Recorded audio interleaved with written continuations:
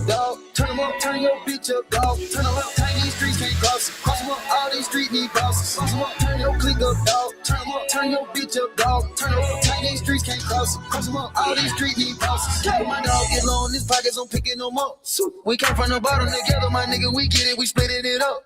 If my bitch tell me pay for that pussy, I take her ass shopping and tell her shut up. Standing on bitches ain't nothing to pipe that shit up. It ain't nothing to turn a bitch up. It ain't nothing to turn your click up. Ain't nothing. Shit, we turn the jeweler up. Just look at the diamonds we bust. Look at the people we touch. Shit, I'm feeling like Puffy and Russ. I'm singing this shit like a total little nigga so nasty I never been flushed. Go! Running through rappers and came with a kid on it. The shit that you like, it kick it, we spit on it. Hundreds of bands, I put a little shit on it. What up, family? Go flips on he want the scoop, she want the tea. She want the tea. I cannot speak. We keeping it street. We keeping it street. I took a loss, but you still gon' get beat. You still gon' get beat. How much it costs? It never been cheap.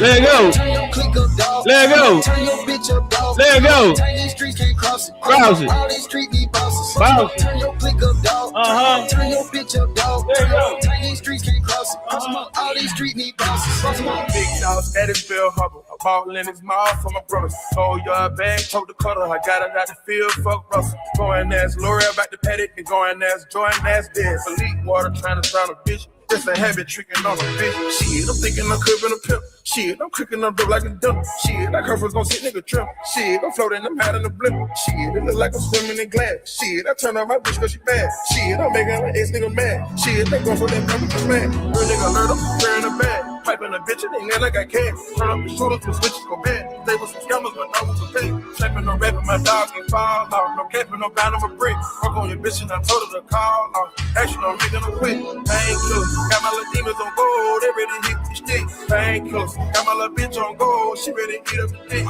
Main hitters, call up the gang members. They was already on the lick. Tangled with me goes all these drugs and guns that we just forget. He want the scoop, she want the tea. She want the tea. I cannot speak. We keeping it street. We keeping it street. I took a loss, but you still gon' get beat.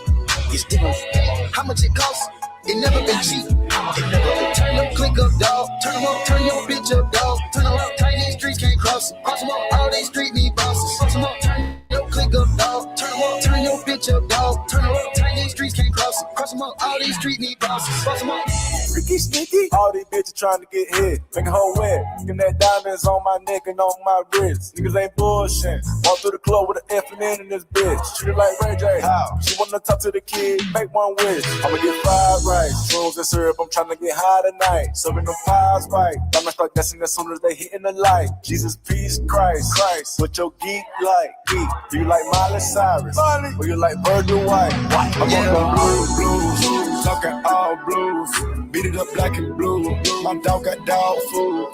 If we can't win, nigga, we gon' all lose. So to bring your best friend. I'ma fuck on y'all too. He want the scoop, she want the tea. She want the tea. I cannot speak. We keeping it street. We keeping it street. I took a loss, but you still gon' get beat. You still gon' get beat. How much it costs? It never been cheap. It never been. Turn your click up, dog. Turn them up, turn your bitch up, dog. Turn them up, turn these streets can't cross it. Cross them up, all these streets need bosses. Cross them up, turn your click up, dog. Turn them up, turn your bitch up, dog. Turn them up, turn these streets can't cross it. Cross them up, all these streets need bosses. Cross them up. Look at my boogers, they big as you. You could get shot with your nigga too. The stick make a nigga do boogaloo. Billy Moose, but this is my suit. I'm having more straps than the Adidas. Having that dick in them out like an edible. Niggas start shooting, you better move. I fight for my gang, I won't let them lose. Yo, bitch, she wantin' the fight. This shit all started off light. Hopped in my DM and wrote me a kite. Like, she on the very first flight. Finesse a nigga, then get this shit right. Sight, right, nigga, good night. Poppin' that shit cause he thinking he pipes. 100 rounds drawn with the knife. Me in the wall, biggie your pop. But we so different, we keepin' the clock. I'm on the yacht and the yacht on my watch. Looking at that on the ocean, Dubai. I'ma play them, but I see all the plot. She know what I'm by. You hit just up when your heart gonna stop. They callin' the car. I'm on the jet, this is 20 passengers. After the mania, I'm the massacre. I take your heart out and shoot your lateral. Get to the top and we glue the lateral. Run up my money, I'm talking lateral. Got that bitch high off a perk and Adderall. Pull out the fire and you better grab it off. Bitch, I'm offset and I'm about to set it off. He want the scoop, she want the tea. She want the tea. I cannot speak. We keeping it street. We keeping it street. I took a loss, but you still gon' get beat. You still gon' get beat. How much it costs? It never been cheap. Turn your click up, dog. Turn them up, turn your bitch up, dog. Turn them up, turn these streets can't cross it. Cross them up, all these streets need bosses. Cross them up, turn your click up, dog. Turn them up, turn your bitch up, dog. Turn them up, turn these streets can't cross it. Cross them up, all these streets need bosses. Cross them up.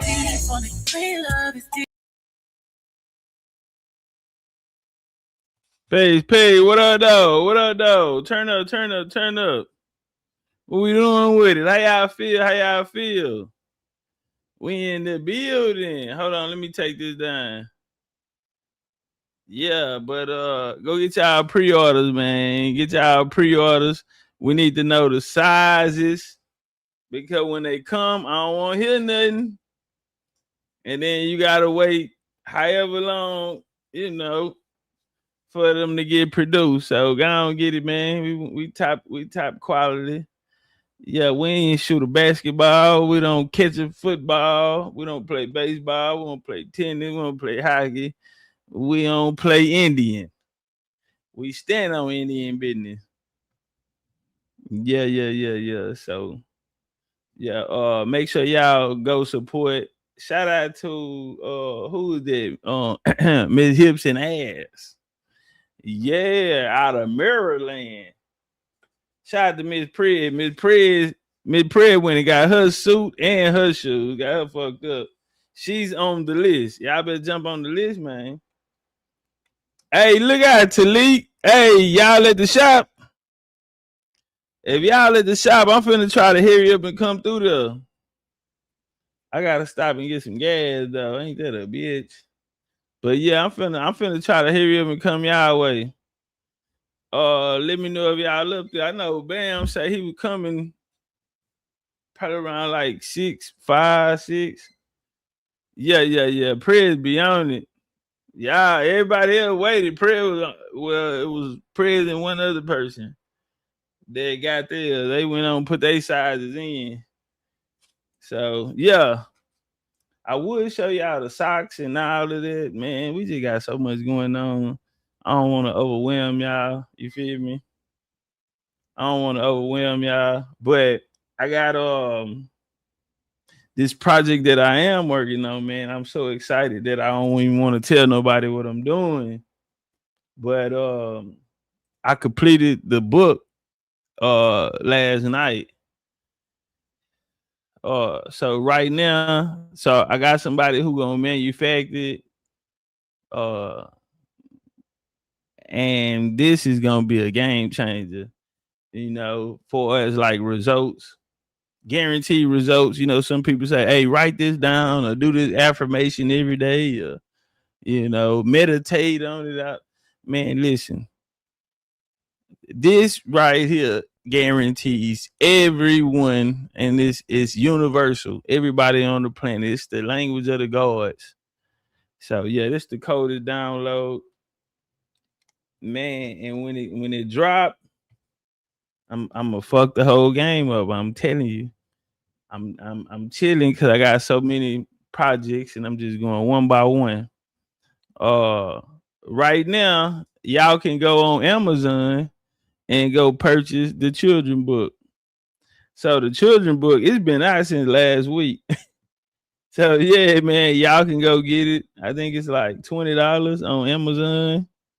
You know what I'm saying? My copies ain't came yet. I don't think they come into like 13, 14. So if y'all don't need them autographed, y'all can go ahead on and get them. You feel me? But yeah, these are out. I actually got mine. I got a couple of them. They came out smaller. What I might do is format them into portrait instead of landscape. I feel like the artwork in here is too live. You know what I'm saying? It's 66 pages though, but I just feel like because I want to make a cartoon. Hold on, I got a song to it and everything. We finna get it to the bill. Y'all make sure y'all tap that like button and shit out. But this is got a song to the joint and everything. Yeah, cause I want to make this into a little animation. I want the what's that called? Yeah, I want to make it into an animation series. The storyline is crazy. I wrote the whole story. The storyline is crazy. Yeah, it's 66 pages. This is the song to it right here. No. A Jaguar. No. The Jaguar. That's me. In the safari. Hey. I'm a beast. Don't play make with me.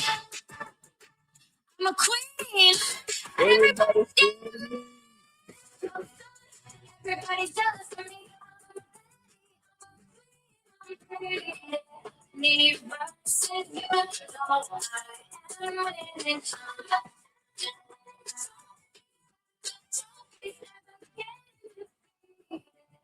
I'm undefeated. Don't mess with me. Sorry. Jaguar. That's me. Queen. Don't play. Hey. Every day. I'm strong. A champion. Yes, I am. That's me. No. Jaguar. A Jaguar. Turn up. So that's yeah, man. So everything already in play, but the book is out. But I might turn it from landscape to portrait so it can be longer, and the pictures, because the pictures is crazy work. Hold on. I hold on. Let me give y'all a little example. Let me give y'all a little example when I say the pictures. And you know, this is one of my favorite ones, so I gotta step it up. One of the homies that ordered the book, but he ordered the one for like, you know, like babies. So he like, hey, is this right? Because at the end it kind of say the same thing. And I'm like, yeah, you know, they told me it's more for like children, smaller children. So if you wanted something that's like, you know what I'm saying, something older, like this is gonna be crazy work. This the storyline. So so this right here, this is when the princess is being born. So when I say the artwork, I want the artwork to stand out even more. Cause yeah, I did it on my own. Y'all already know that one. That's the family. But this is the family is called the House of the Jaguars. You see the Jaguar pictures of Jaguar on the headboard. You know. And yeah, this is the Jaguar meeting the old Mick. That's Cahokia. That's Serpent Mounds. You feel me? I don't want to go too far. But yeah. Shout out to the Arawak, the Tainos, and the Florida Indians. You feel me? But yeah. So yeah, y'all can go get that on Amazon. That's up right now on Amazon.com. Y'all can check that out. Or like I said, my books come in a few. Yeah. I got you, Cutting John. Yeah, that motherfucker 66 pages. So even if I gave him 10, you know, they still got 50 more to go. So appreciate you, Needy Twinkle Toes. Yeah. So we working, man. We off that project on to another one. You know what I'm saying? We got shoes, we got watches. Man, I show y'all them watches, y'all gonna trip out. But see, I don't want to order that many because I want it to be exclusive. So, you know, I want it to be exclusive. But hold on, before we start, I'm gonna show y'all. I do want to get show y'all the watch. So all we doing is we gonna get on some American time, and then we got some news y'all can use. Y'all see the title up there, so I'm finna go in. You know, yeah, we going in. Y'all see the title. Are you gonna get 30 pounds or smoke sauce? I like that Honduran cigar, the spirits rise. Smoke curling like ancestors whispering in the skies. Dr. Sebi in my left ear saying heal from inside. This ain't no new land, we the ones they try to deny. Before Columbus ever dreamed the ship to steer, we was building mounds, doing rituals with no fear. From Yucatan to Galveston, New Orleans near. That's the triangle so but the map been clear. Second lines ain't parades, that's ancestral rights. Tambourines and feathers under full moonlight. We ain't immigrants now, we the original mind. Built pyramids and bone flutes before Rome took flight. Top cat said it loud, stop begging for permission. Our culture ain't missing, it's just deep in tradition. We ain't African cause they told us we remember the mission. The land speaks Creole, soul food and intuition. We been here through the blood and the drum, through the elders, the chants and the kiss of the sun. Smoke rise from the leaf, yeah, we talk to the sky. And the ancestors' rhythm, we never die. We been here, oh yeah, we been here. Way before they wrote their lives, we still live. It's our home, not a place we disappear. Jaheim singing true through the pain and the tears. Granny sat me down, roll something slow. Said when you puff, give thanks. Let the cosmos know. I hear the jungle. Hear the flow. Spitting stories that the textbook still scared to show. God lit like a torch from ancient rites. Aromas like prayers to the Orishas at night. New Orleans ain't a torch tale, it's black divine. Where the jazz on spend time, the spirits align. Forget Columbus, we was dancing in stars. Trading turquoise, dripping culture in bars. Drums talking codes, spirits moving cars. Look close, the past ain't gone, it's just behind these stars. From Congo Square to Trammy porches, we built this land, no need for endorsements. The Mardi Gras beats ain't just for the core. It's so long, homie. We was going before war. We been here through the blood and the drum, through the heads of the chance and the kiss of the sun. Smoke rise from the leaf, yeah, we talk to the sky and the ancestors' rhythm. Hold up. Oh yeah, we been ran. Damn, book. Ain't home, book. 305. Singing true through the pain and here through the blood and the drum, through the elders, the chants and the kiss of the sun. Smoke rise from the leaf, yeah, we talk to the sky and the ancestors' rhythm. We never die. Hold up. Whoa. Oh yeah, we been here. Yeah, what? Way before they wrote their lives, we still live. It's our home, not a place we disappear. Jaheim singing true through the pain and the tears. We been here. Oh yeah, we been here. Way before they wrote their lives, we still live. It's our home, not a place we disappear. Jaheim singing true through the pain and the tears. Turn up. All right, let me get this here down, and then we gonna get to the bill, man. We got a powerful bill today. Hey, shout out to my kinfolks on you, man. This nigga sent me, man, I got wave grease and I got 2-pack. You know it's crazy? I got like a Kona left wave grease. And then I open the box, I got 2 packs. I got a brand new brush, and it's that back pocket. Yes, that back pocket. So y'all make sure y'all go shop, man. The Black Gin Club Grooming Company, man. And man, beard oil, all type of shit. You know what I'm saying? Nigga sent me a big old box. That's my big cousin, man. Y'all go show him some love over there. All right, tell me what time is it? What time we on? What time we on? Oh, okay. We on big Indian business time.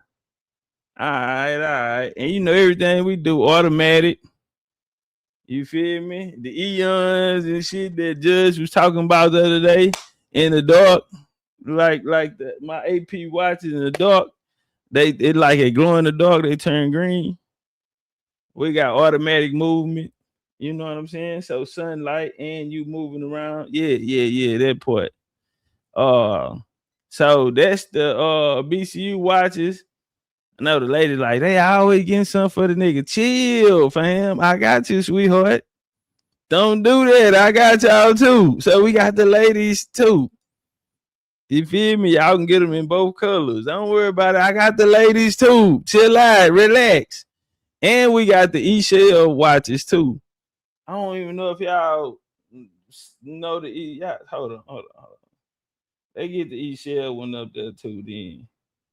Just so I can let y'all know what type of time we on, what we doing, what we got going on. They get the E-Shell up there too for the ladies. I think the ladies gonna support more than the men. So we might just order that and then we just gonna have a certain amount for the men because you know, I don't know what the hell they problem is. But the ladies always show love. And then we got a handful of the brothers. No matter what we got, they got it. They gonna come by the whole store. Atlas, I ain't forgot about you, fam. I told you I was gonna refund you and I was gonna send you. Yeah, I told you I was gonna refund you and I was gonna send you your hoodie, all of that. So we got socks, all of that shit there coming. And I told the homie Atlas, don't even worry about it, nigga. I got it. This one on me.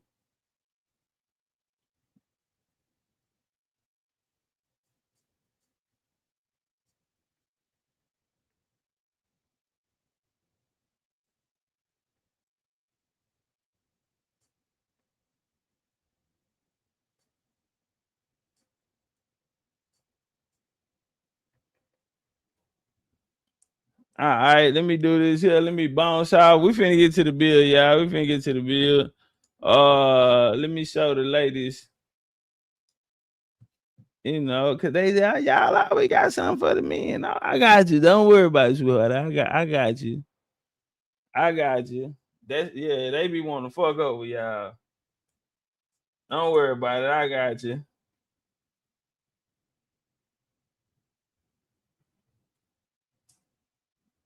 Okay,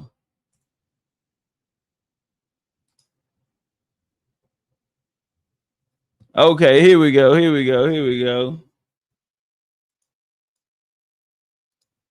Yeah. Say they say I took the first half of the year off. Okay. So we got the E-Shell. We got the E-Shell joints. So we got the big Indian joints for the women. Right here, these are the E-Shells. These are only women though. This for the women. So we got socks, slides, merch, all of that. If y'all don't know, he go to E-Shell. That's the E-Shell. That's our logo right there. You dig what I'm saying? And in the book, we had to represent for in the book too. So yeah, that's what we doing. That what type of time we on, man. Big Indian on the white. Oh, I'm clicking the wrong joint.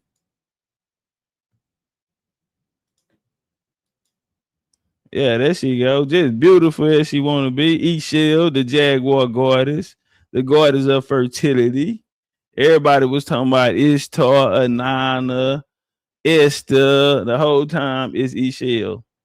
Why? Because it comes back to the corn, and she is the corn goddess. Yeah, go back. And they said the people in the Southeast and Florida and Mississippi was worshiping E-Shell. Yeah, gang shit. All right, let's get that down. Let's get to the build. Man, I hope y'all digging it. I guess I'll put a pre-order up and y'all can go turn up on that, man. Cam say that's wild. Even her name, she sound like auntie. Oh, Cam, nah, you ain't go with us that time we went to go see E-Shell. That was the first one. Yeah, that was the first joint. Prince say them images straight fire. Which one you like? I'm gonna have to give you one. Yeah, you show too much love, so I'm gonna have to put something on your wrist. Yeah, Mr. Charlie gonna have to be mad. Mr. Charlie gonna be mad, yeah, cause I'm putting something on your wrist. Yeah, I'm putting something on your wrist. So yeah, I know you gonna buy one. So if you buy a gold one, then I'm getting you the other one. Yeah. I'm gonna have to send them, get you a special box made. You go put them up. They say she like them all. Yeah, you know, pretty. They pretty that. And Dana Berry in here too. Dana Berry say y'all need a sponsor. Are you looking for a sponsor? Judge Joe Brown said he fuck out 50,000. Oh yeah, like it's nothing. He said, shit, a woman 50,000 do that all the time. Shit. Dr. Dana Berry said, what color you like? Hey, don't say nothing when I come out with them e-shell bags, because I am in conversations right now of getting a bag.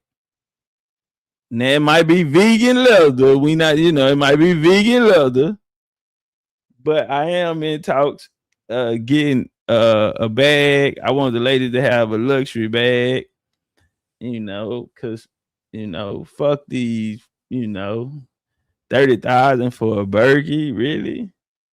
3,500, 2,500, 3 racks, for Louis, Gucci, Prada, Chanel, Dior. Man, we gonna have some BCU e-shell bag. Everything Indian business. We ain't gotta go outside ourselves. You feel me? Self-preservation, period. And that's how we coming. Yeah. Nigga say Big Trick Daddy Judge. What's up, Shred? What's up with you, my nigga? Nigga, I love you, nigga. In a real in-John way, nigga.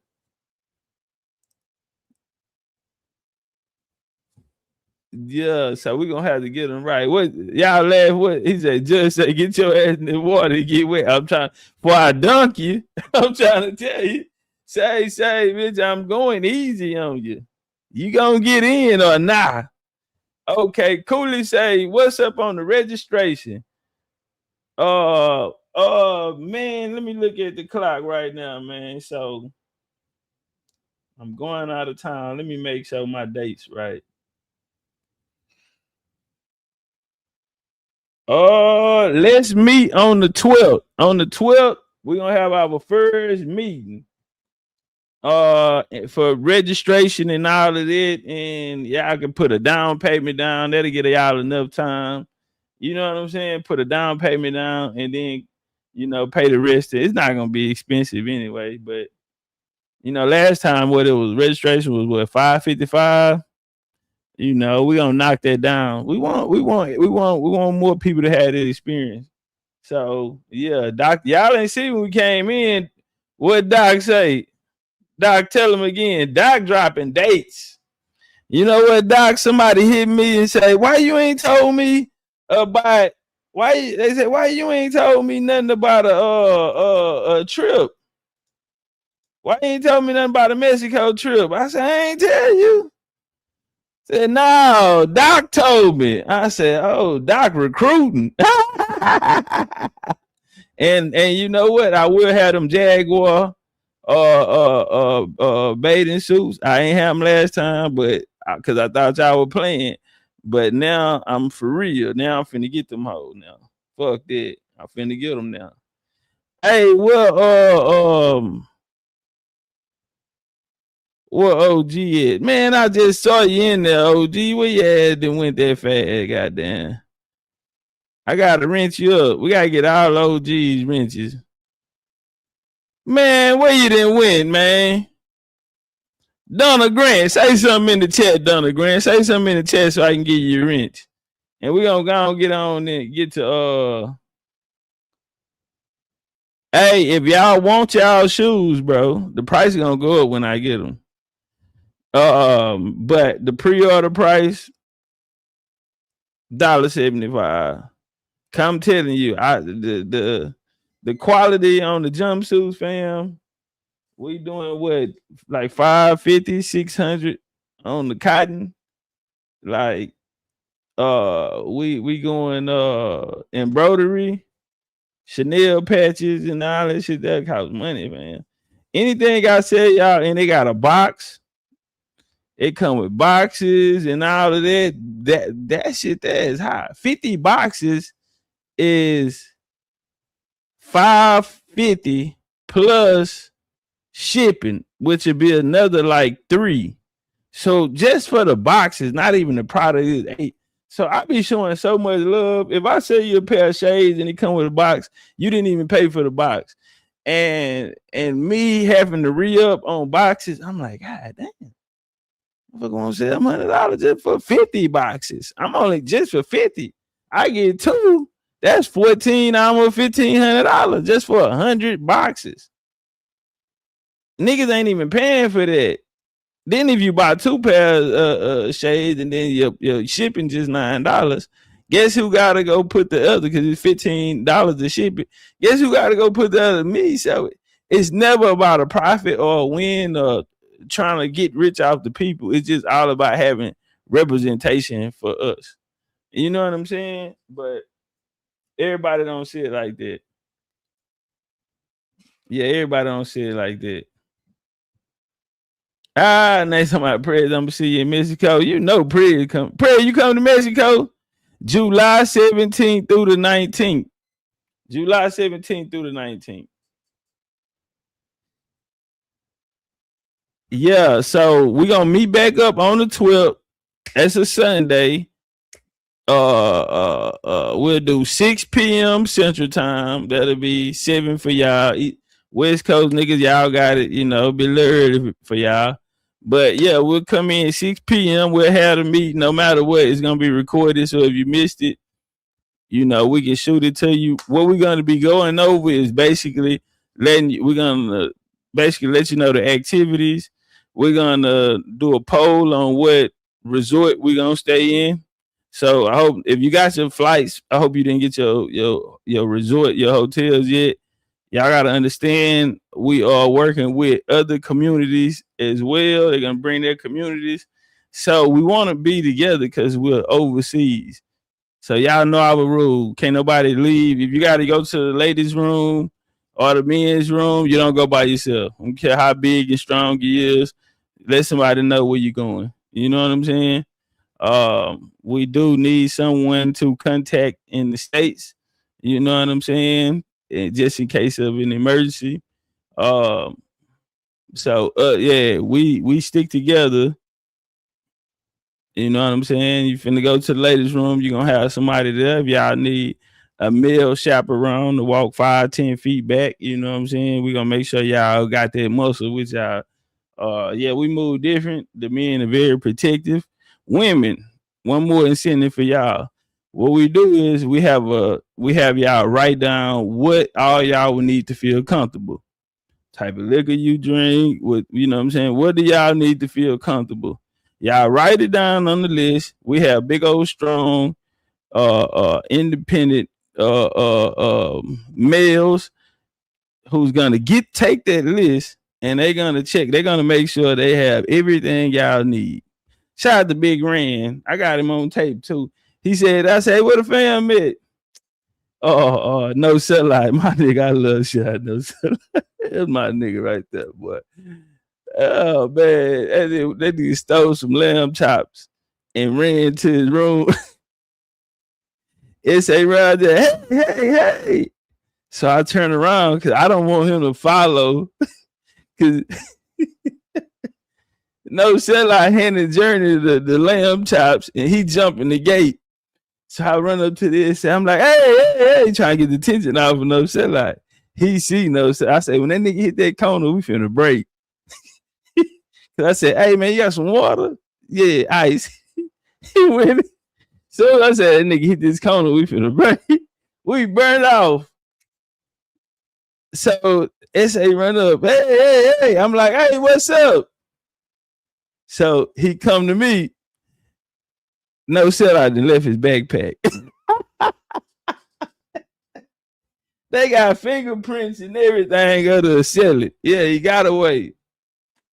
A FBA in a white t-shirt, dreadlocks, running northbound. Yeah, I ran over there. Hey, what's up? He was like, hey, you left this. I'm like, oh man, appreciate you. Goddamn, no sell. I love that nigga, man.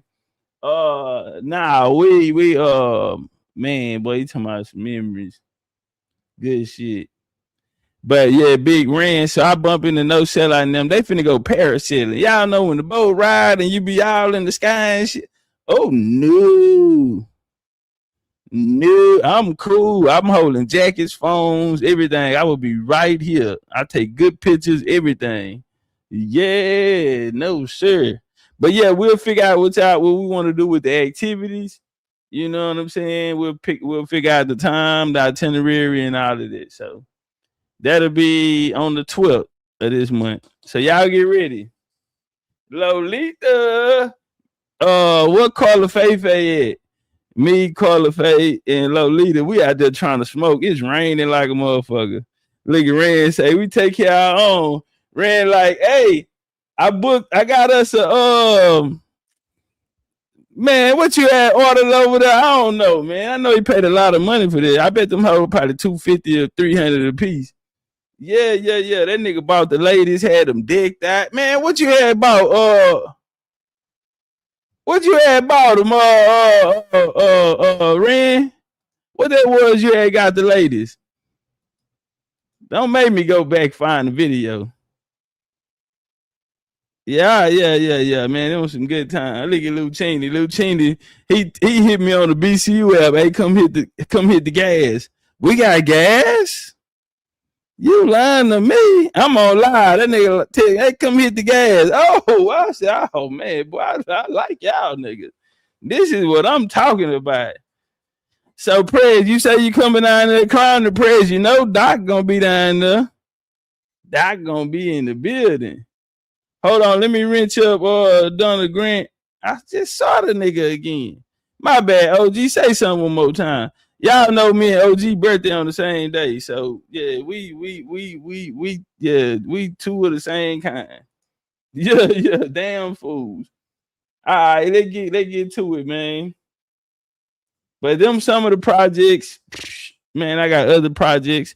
We still gotta finish the curriculum. Don't think I'm off. I got 2 joints I already done. I just gotta put them out. And really this project that I've been on, because I just had to finish the book. And so I got my abstract, preface, book blurb, introduction, and 16 chapters. And motherfucker got case laws in it. I don't want to go too far, but when I say it's a one-stop shop, homie, and guess what? The book is free. The book is going to come with the product. Now, people who don't buy the product, they can buy the book too, but I mean, it's going to be about what, $10, $20. I'm not going to burn you up. I want 1 million copies to get sold. So we're going to say the cheapest possible so we get 1 million copies, because a lot of other people is charging so much money for this. And I'm like, this information, we're not going to gatekeep. We're going to give it to the people. And a lot of these people that's trying to overprice for this information, we're just going to knock them out the way. Because if anything on any business that got Topcat name on it, you shouldn't even showed up. Yeah, gang shit. You shouldn't even showed up. If Topcat talk on this subject, we don't give a fuck about what you got to say, nigga. We want that Topcat work. Period. All right, let's get into it, man. We was on the bill last night. Y'all was enjoying it so much. I said, you know what? Let's drop it. And it's one of the fires one. But my thing is just, we got to get out of this black mindset. You know what I'm saying? It was funny. Ha ha, kiki, kaka, all of that. But we can't sit back and know something is not good for our people, man, and we still indulging. I'm sorry. We just can't do it. You know what I mean? We just can't do it, fam. So, yeah, let work. We got to get that shit out the block. See, back then, I was spinning on them. What a nigga say, nigga, we are all immigrants. It's that black shit do for you. You did? Black is the new coon. That was the title of that. Black is the new coon, fam. You on some black shit, you on some coon shit. You on some CIA operative shit. Yeah. if you're not a plant, you're just a plant that ain't getting paid, but you're still pushing the agenda of this black experiment. I'm sorry. Y'all don't know, bro. That shit fucked me up so bad. I'm like, what? We in the experiment, bro? I hate to lose. You mean to tell me somebody played on us on the experiment and we didn't catch it and we out here? Oh no. No. Alpha.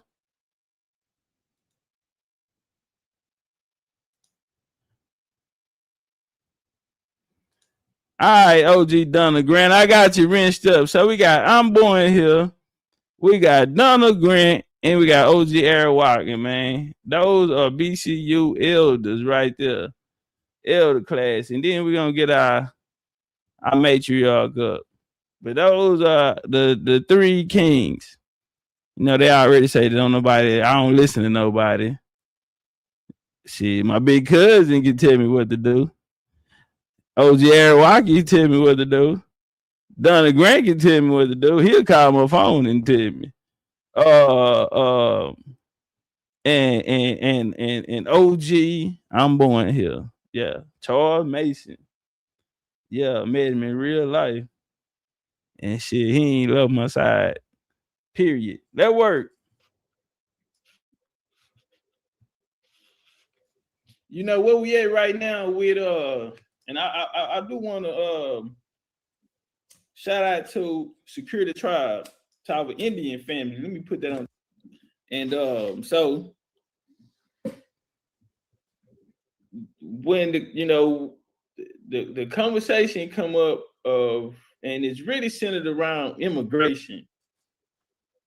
And immigration is really, really a problem. And it's rooted in it's a problem because it affects us. When I say us, the indigenous people of America the most. Every immigration here fucked us up. And as an Indian, we're not cool with none of the immigration patterns. Period. Because every time the immigration situation happens, Blackfoot, what I know?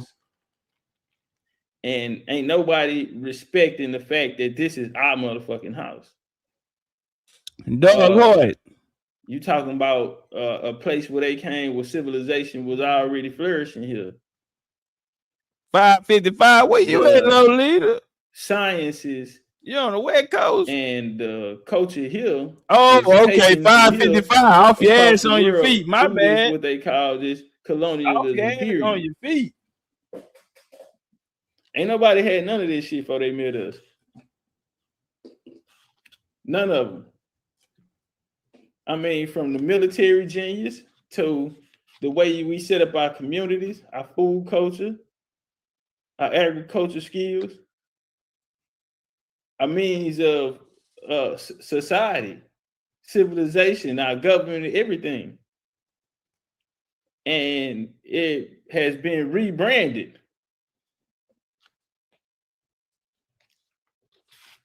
You know, what did they leave us in the story? We are forced to assimilate,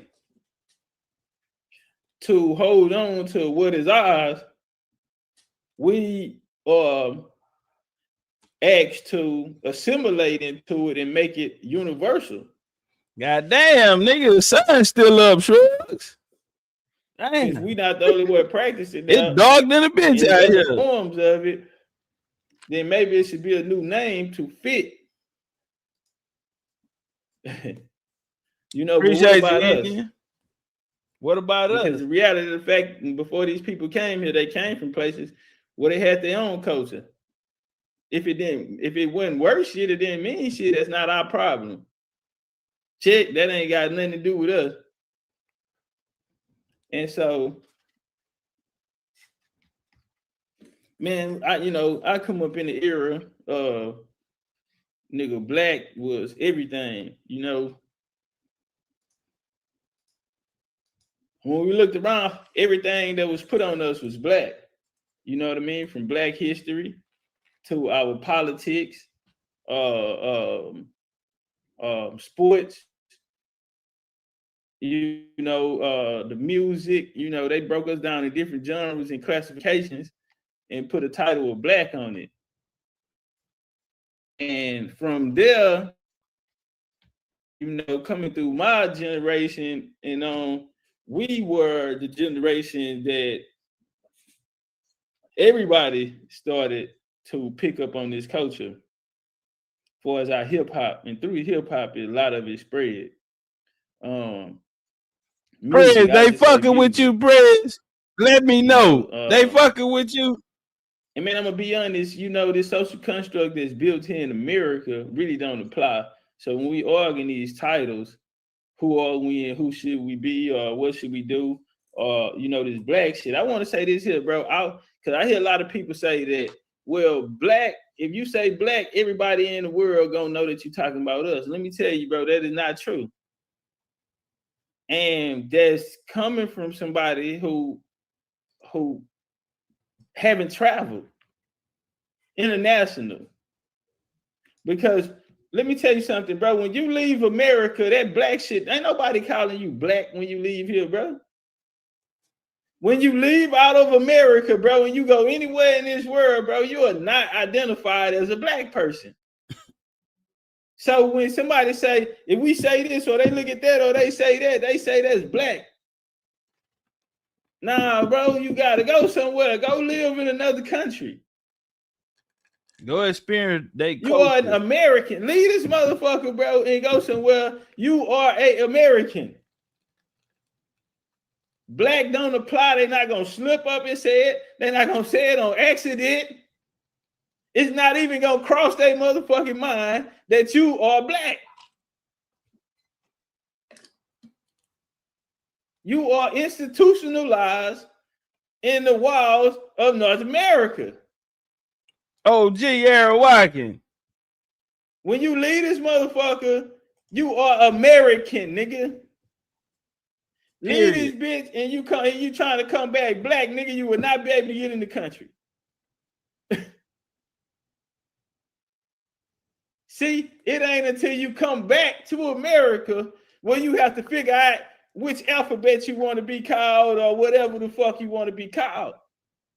That's a strong indication that there's a problem here with this. If you can't be out, if you are identified as black in America and you leave America and there's no longer your status, universally, nobody look at you like black, bro. No, nowhere. No, it's not a reality, bro. You know why? Because ain't nobody black. So nobody would never mistake you that out of here. What happened is niggas and white folks told you that. And they ain't never wanted you to leave, travel, or none of that type of shit anyway.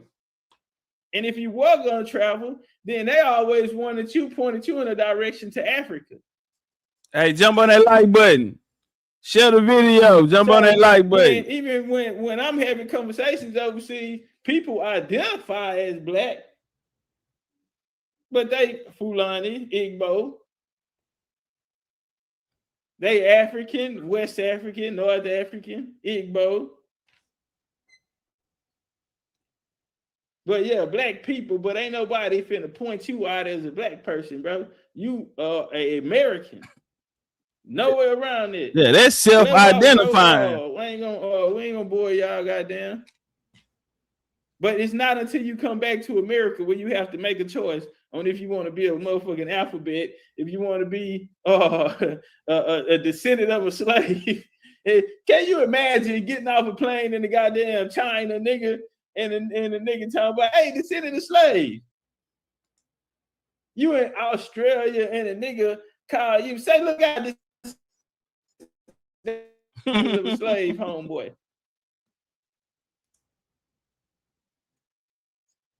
This nigga Chinese, he Japanese. That nigga that Russian. That nigga that German. Nigga, you a descendant of a slave. This is real life. And, you know, I don't even think niggas really stood back because this shit is so big. I don't think niggas even took 2 steps back to even see what's really going on. Man, I don't give a fuck. Before I left America like that, bro, to go live overseas, man, I was I identified as a black person, bro. Everything was black. All the thing they nigga was black this, black that. But when I left, this motherfucker showed me. One thing it showed me that all niggas, we the only ones on this code for all black people together in this unity and give a fuck. They don't give a fuck about you, nigga. I found that out the hard way. Nigga, my that shit changed. And I spoke about this before. It showed me that all black people don't give a fuck about you. It showed me that even all of them, nigga, at the end, nigga, don't give a damn how great or how much ego you got. At the end of the day, nigga, they don't give a fuck about you. And you the last choice. Even out of motherfuckers international. Yeah, they love the culture and they love all of that, the things that they can get from you or they can take from it. But as far as procreating, as far as being with you and none of that, no, it's stereotypes on you already, nigga. Motherfuckers already have it in their head who you are and how you get down. And somebody else painted that picture. That wasn't your choice. Because see, in this whole situation, you never had a choice. Well, you had a choice. You see what I'm saying? And that bring me back. You made the wrong choice. You could be you could call yourself whatever you want. You know, any one of these cute names, any of this shit here, but we'll never get anything from it, especially out of this black shit, because there's no such thing as a black person. There's no such thing, bro. You leave America, there's no such thing as a black person in this world when you leave out of America. It's not until you come here, because you're going to come back and you're going to accept the oppression. You're going to accept what they gave you. If you don't go get back into, unless you know who the fuck you are. And that's why we rock over here, nigga, genealogy the key. It's the only way back to unlock that mystery of knowledge of self, of who you are. So let's walk, man, with that being said. Is black the new coon? Is your blackness keeping us off code? Let's walk.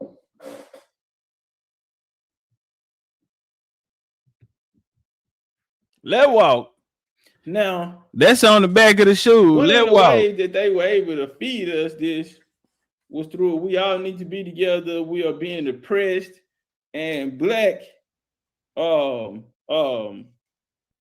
order for this mentality of for us to want to fight for it or for us to try to find ownership in it, then you know what I mean, then white supremacy has to be true. You got to understand that black was birthed out of white supremacy. And so this white supremacy that they gave us here, they told us about this white supremacy, which comes with an oppression, which comes with this white man, we are inferior to him. All of these things you accept when you accept black. All of these things were stereotypes, propaganda, black bounder. And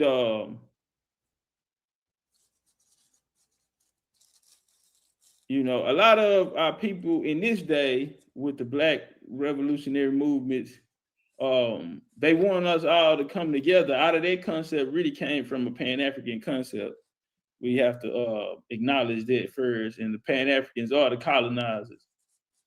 And see, when we do this black thing, one of the problems that the Indians are saying is we don't want to stop at 1870 because then we erase all of the colonizers because they were black colonizers.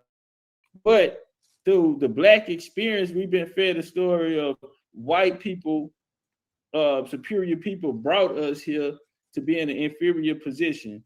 And in 1870, we were able to start being listed or start to be added into this system. And so right here, Free Black Slave Master, South Carolina, 1790 to 1860. We missed this if we start the clock at 1870. 1870, we missed this because from 1790 to 1860, just in South Carolina, nigga, we got a census of niggas owning niggas, of niggas being the oppressor. So it's ready for us to come together under black and unite to go against white supremacy. Well, damn, nigga, what about the black supremacy? Shit. Because see, in the Indian game, BCU way, we understand that it were black people who had a hand in this white supremacy. There's no such thing as white supremacy without the participation of these black people. William Ellison Jr., it wasn't a black, you know, out of all of this oppression and all they talk, they tell us it was a black man. A black man who was the most wealthiest and who owned the most slaves. Even nigga up to 1860s, nigga. And Will, what they do? War times and all of this, they were the only niggas who were still running the same program. So they say, should we use black or Indian? We bring black in and then we stay in bed with the colonizer. It's no different than this shit here is like having Benjamin Crump on the case. Yeah, what Jay-Z say, when I look at we go 0 for 32 when I look at you like this shit crazy. Yeah, we got Ben Crump on the case. We going 0 for 32. Shout out to the homie Darren, man. Red Man Bill, man. $55 in the cash. I appreciate that love. Let's walk. Nigga, we already lost. Why? Because we got the colony. Why you think these pastors are always on the scene? These civil rights pastors are always first on the scene when an unarmed kid or something like this here get killed. They're always there. Why? Because they're working with them and they're there to make sure that the game continues. See, that can only happen in a black experience. Come on, lighter. Don't let Tweety hit that lighter. She didn't give you 2 torches. Benjamin Franklin, who have a problem with immigration. See, white folks. There you go, Alpha. Handlers. It's niggas. Handlers. Because see, when we talk about these people coming who bringing niggas from Europe,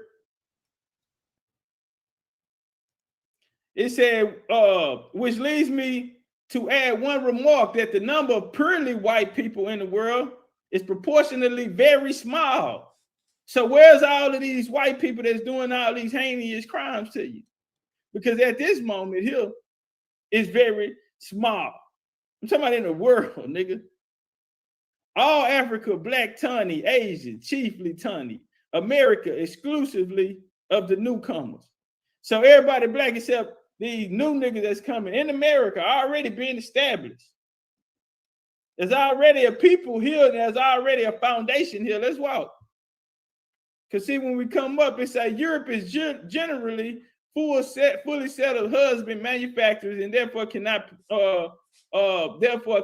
now much increase in people. America, chiefly occupied by Indians. Okay? Meaning that when the European got here, that this motherfucker was already occupied by someone, and they were Indians. Check. America is chiefly occupied by Indians. And then he come back and he say, Asia Tani, America Tani. These people here were dark-skinned, copper-colored Indians. Today be misnomer as black. But not only them, he say, and in Europe, the Spaniards, the Italians, the French, the Russians, the Swedes, all of these people are black. All of this immigration that's coming here, these indentured servants that are coming from Europe, the islands, in these different places, these people are black. So when we're saying, if we start at 1870, family, we'll miss this. Let me tell y'all something, bro. Say, man, this Big Chief on the mic. I'm gonna be mad if I'm on my Joe Jack shit. Joe Jack, first time Joe Jack read the mic, he said, say, man, if they don't write you in this shit, if they make a movie or anything, bro, without mentioning you in this shit, bro. See, when I met them, they was gonna start at 1776. Check. Before it was even something called a Twitter space, when I met FBA and I met ADOS, they were going by 1865, and then they went to 1776. They were trying to figure these things out. You know how they stopped How they got off of that? They talked to Big Chief. I don't want no credit. It ain't none of that shit, bro. But we gonna keep this shit gangster. See, because the numbers keep changing. And every time they change, guess what? It's a reason why we're telling them, no, we cannot do it like that. Shout out to Tariq. Tariq got 1526, but if we're going to be honest about it, 1526 at that time, the Spanish still didn't get a settlement. Listen, the Spanish, they tried to have 8 missions. 1526 mission was failed. What they did do was able to get away with slaves. So if that's the point that he was bringing in, then I agree with that. They were taking slaves out of the Low Country and out of Florida, Wiley area, and they were taking them as bondage overseas with them. The Spanish didn't get they settlement until 1565. All right, so we're gonna go 1563 because remember you got to get Fort Caroline in there first with the Protestants. That mission failed. Boom. Then 65, they get their mission going. Later on that year, they end up going to war with the Temucans. See, this shit you can't get nowhere but from BCU. But when they ask you why we can't go by this, it's reason. And we're not just saying it because we on some whole ass shit. No, we really genuinely trying to help. So that 1870 shit, goddamn, nigga, in the 1700s, all of these is niggas. We don't want to go by all niggas together. 1870, we all together. We done created something. We can't do that. Cause half these whole ass nigga participated in what went down. Let's walk. We just showed you the slave master. This nigga was enslaving niggas. The nigga, the worstest of the slave master. Beat the shit out you. Yeah, starving you, giving you less. It was the niggas who was on that type of time. And we have a census on it from 1790 to 1860. That means goddamn nigga a whole 10 years later. Now we want to start the clock. The damage has been done.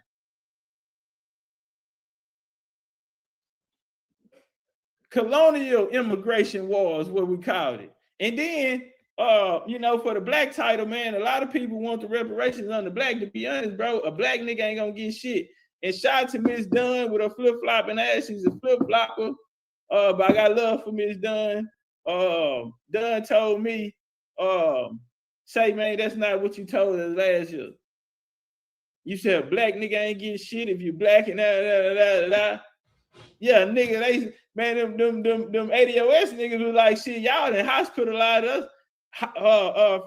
Life flighted us. You feel me? You niggas then life flighted us and shit, nigga. I'm missing 2 front teeth, nigga, for coming around y'all. And then, the mass whooping made me went and go get my paperwork. They went and made me know my family story. They made me. So we just got to be real about this shit, because a black nigga ain't owe nothing. Because a black nigga don't exist, bro. And so, back in the game, they had some shit called, what they call it, a black labor organization right now, but it was the colored. All right? Back then, all shit was colored. A number of black labor organizations existed in northern states and cities among borders between northern and southern states before the U.S. Civil War. Their primary activity is directed towards finding employment and providing education and job training for blacks. These groups included Mutual Relief, established in 1806, the Negro Convention. So it was Negro, it wasn't black yet. Very important. Because if they trap you in the black and try to give you reparations on the black, what about the colored reparations?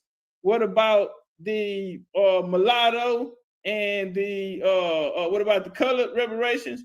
What about the mulatto reparations? What about and I even throw this in here, the freedmen reparations. Check. Now, before there were any of these things, these are just statuses that have no standing in law in the U.S. jurisdiction. Outside of that is their true state, who they really are. The indigenous people of here. They're tribal people with tribal governments who the U.S. jurisdiction overran and said they wasn't going to respect. And so their deal was to bring them into citizenship, and that would take away their sovereignty as indigenous people. we're saying we don't want to go by the titles. We want to go back to what we were before we were misclassified in this U.S. jurisdiction, which we have no standing in law. Let's walk. And so this is out of these is what you get your boulets. Check. So in the 60s, 1860s, like I say, immigration have always been tied around this shit. I hope y'all on the like button, family, because what we gonna do is we got some giveaways only if niggas doing the right thing, though. And we got some good shit. We're gonna take care of the fam. Now, you had the Homestead Act come. Now, this is white immigration. Cause remember what he say, all these niggas over here, 1700 shit. Now we in the 1800s. And so in the 1800s, the Homestead Act was the first comprehensive accommodating immigration law, encouraging people to come to the United States while providing the necessary requirements for citizenship. So like I just told y'all, this is a game where they trying to put people into their jurisdiction. At this time, they can't win down in the South. They trying to get down there. You already got a political party down there. Not only that you have a political party down there, but you have a population of people who are outside of your jurisdiction. Check. So how can I come in here and say, I got 300 people and I'm living in a place where you have motherfucking 12,000 people? So I need to compete. And so what they do is they start bringing in European immigration. The Homestead Act 1862 allowed anyone over 21 years of age or the head of a house to apply for a free federal land with no simple stipulations. Be a citizen of the United States. This is very important. I keep bringing this citizenship up, okay? Because that's theirs. This is their jury. They're building it. It's just 1860. They make you think they had their shit together forever, but they didn't. And now this is when you send the white people come. We don't want it, all of those race bait, all of that old black history, where they gave it to you that the white man's you inferior to him and all that. No, let's talk about what really happened. So if you're over 21, you can get federal land with simple stipulations. All you had to do was be a citizen of the United States or legally declare their intent to become one. Okay? And you couldn't have fought against the United States or aided their enemies of the United States. Now, this is very important that we circle this right here. Now, one of the reason why they had the problem, you could not fight against the United States, because this is U.S. expanding coming down south. At this time, what is taking place, you had your early treaties in the early, when they was creating Cherokee and the Creeks, and they were coming down south. You had those early wars that later developed into what they call the Seminole Wars. And that was fought all the way up into this time. So they didn't want to give it to these people. This would become another problem in the Civil War when they opened up the USCTs, United States Colored Troops, understanding that a lot of these people fought against them in the wars of 1812 and also these wars with the enemy, with the Seminoles. A lot of these people did have affiliations with British or maybe French, and so we got to take all of these things in consideration. Very, very important, because there some Indians did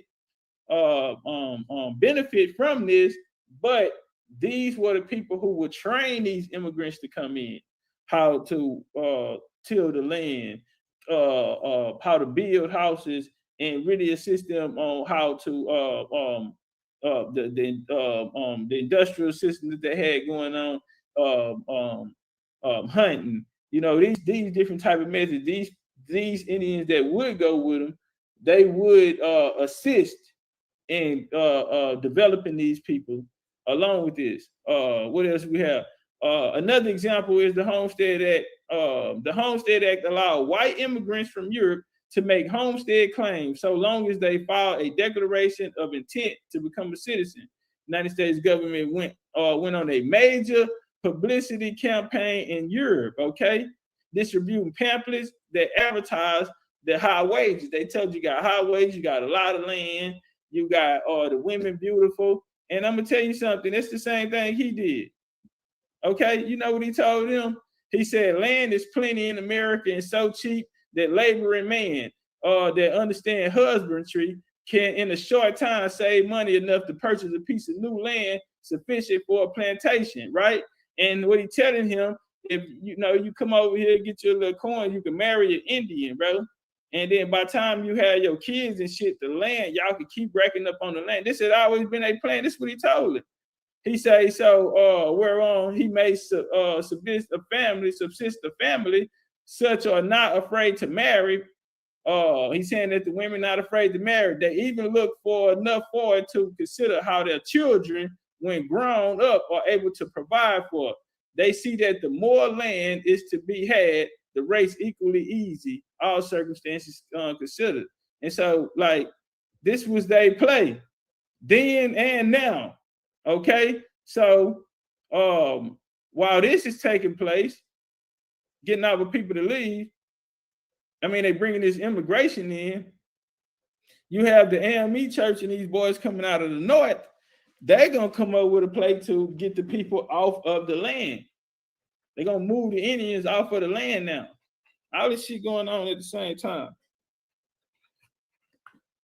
All right. And so we talking about immigration. Every time this immigration conversation come up, it's going to have something to do with politics. Every time this immigration conversation come up, you're going to have to have an enemy. It's going to be a war within this immigration. Now, at this time, these people that are coming over, these immigrants coming over from Europe, they don't have the skill. Check. It's no different than the early colonies when they first came over. They didn't possess the skill, so they were so in debt to the Indians because they got to show me how to do this shit first. You hear me? Let's walk, man. Because the streets, they got hot, everybody got something to say. And I don't know why the elbows keep talking. Because, see, y'all don't do this. I'm steady hearing niggas, these niggas steady trying to test their name to mine, talking about that they taught me or I learned from them or came through them. Bro, I'm doing something that y'all have never done. Anytime it's a conversation, I do all the heavy lifting, nigga. That's why anything about the Indian shit, my name gonna be in it or around it. I don't know how to talk. I'm not good with that shit. I'll be right back, nigga. Don't go nowhere. And now we here today, nigga. I wasn't even gonna get this shit done. I've been out. I was at the mall and shit. I'm talking to Rude and Trees earlier. They had to be about 4 o'clock or something. I say, man, I got one more stop. I told them I'm at this place. I'm gonna leave here. I'm gonna go to another store, and then hopefully I'll be home to finish the lecture. I wasn't even done, but I got that bitch done because I'm not bullshit. I don't know how to do all that talking. So let's come out here and figure this shit out with the people. Yeah, it ain't that easy, nigga. You can't just come say, yeah, I did this and that, man. Say, man, let your work do the talking. So again, Pap Singleton in the exodus to Kansas and Oklahoma, so they come in and they have an exodus and move the people out. Then in the 80s, he come back and advocate to move to Africa, okay? And it was all under, they was talking about the Jim Crow laws and all of this shit here they was putting on the Indians. And the enemy was the Ku Klux Klan. It's always these white new immigrants that's coming over who was joining these clans and shit. Going out there, gotta earn stripes. You hear me? Go kill a landowner or some type of shit. Put these niggas off. There's always gonna be an enemy through the immigration, bro. Let's walk. You know, that'll lead down to the National Afro-Americans. Well, 86, you got the Civil Rights Act. And then you come back in the 70s and you get another Civil Rights Act, which is really going to end because they came through and said they're going to protect these new people that came in. Really, it's because they owe them everything. They owe the Indians everything for winning the Civil War. So this time they calling them freedmen, countrymen, whatever the fuck, right? Everything but the child of God.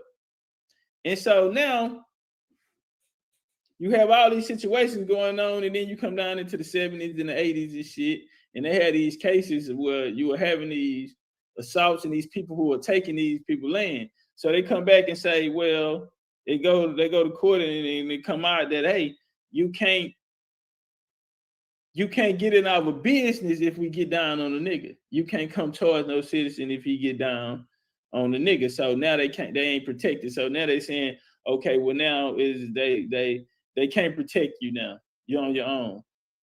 And this is when we're gonna get the introduction of the white supremacy that we know. But out of that will grow groups like the National Afro-American Council, right?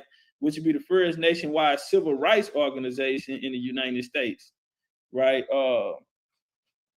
We had the Negro conventions, we had the missionary movements, Mother Belt and them, Richard Allen and them, and all of them, right?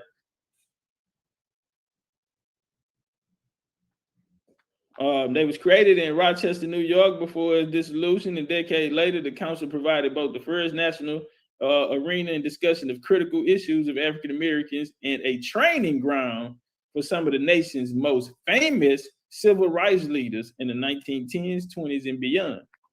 Okay, very important we know that, because we're trying to find out this Black experience, where this Black experience is really going to come from. Because we're saying it was handcrafted and shaped and molded by the colonizer, and it was placed on us for certain agendas. And we have to see the signs, because the ones that came before us missed them, had us in this loophole, and we here to really fight a hard ass fight, because if we don't win this fight, then it's no coming back. We lose forever, Indy. Let's walk. The first meeting of the National Afro-American Council held in New York, 1988, was the first national civil rights. Okay, my baby. So out of that, you're going to have movements like the Niagara movement. I want you to check them boys out.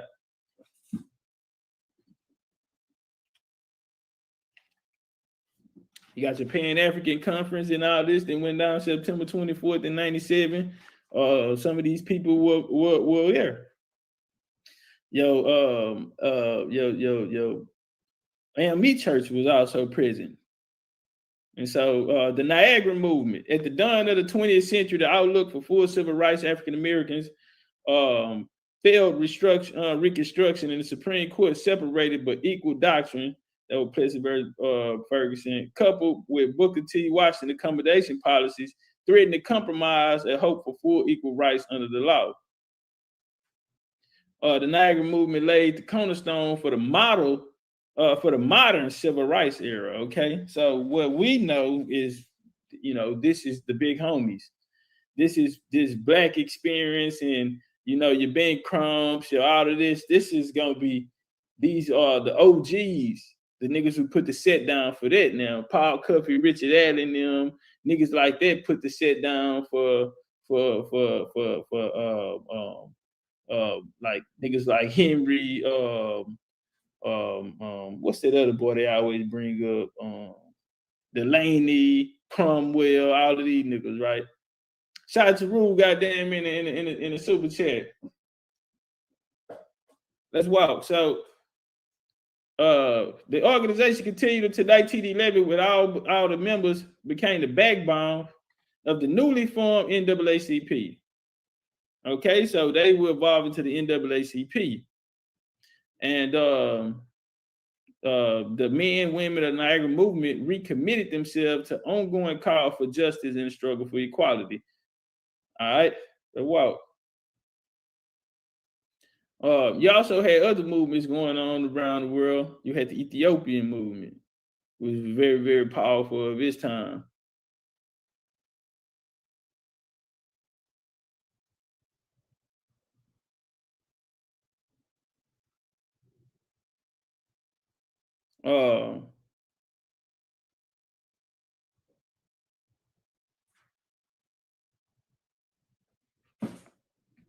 All right. And so in 1888, the evangelist Joseph succeeded the Anglican Church to form the African Church, okay? And which was composed of Anglicans who dissertated with race-based control of Anglican Church. All right. Let me show you what they did.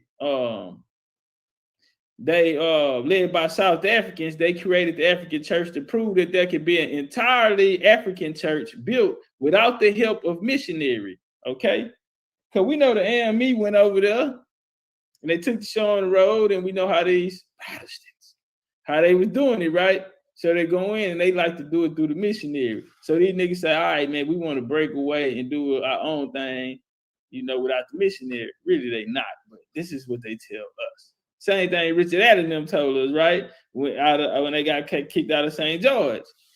They was going to go do their own thing. And so they gonna end up hooking up with the AME church. So when they leave, they go connect with the AME church, huh? We mad. We finna go with these other niggas who got mad at the white boys and went and did their own thing and kept Jesus and all that. Come on, man, let's walk. So here they come with the same play, like we don't know what you bitches been doing. So they go with the AME church and that don't work out. Many of the original Ethiopian leaders, however, became dissatisfied with the AME church and founded Black American the domination of the church leadership. All right, they felt that there was, listen, family, the Ethiopian niggas, they felt that there was little difference between the Black American denomination to that of the missionary churches, where African church girls had little to no say in the congregation. Nigga ain't have no pool, no play, no nothing. And they said being up under these niggas is like being up under a white boy colonizer compressor. And this is another thing, bro, when we lump it all in the black, because see, they went to go try to do some black shit, Pan-African shit. And now, nigga, you niggas got the whole structure of the white boy. Same shit we always been saying. And I won't even say structure of the white boy, because remember, these niggas put the white boy on.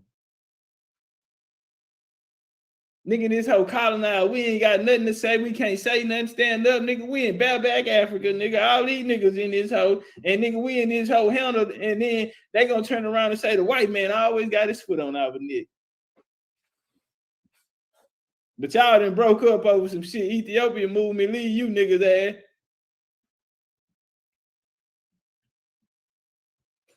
Come on, man.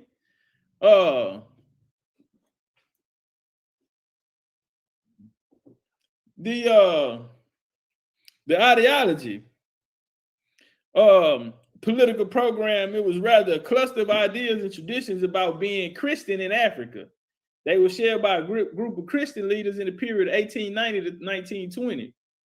These ideas and traditions focus on history of Africa before European colonization. Very important, circle that.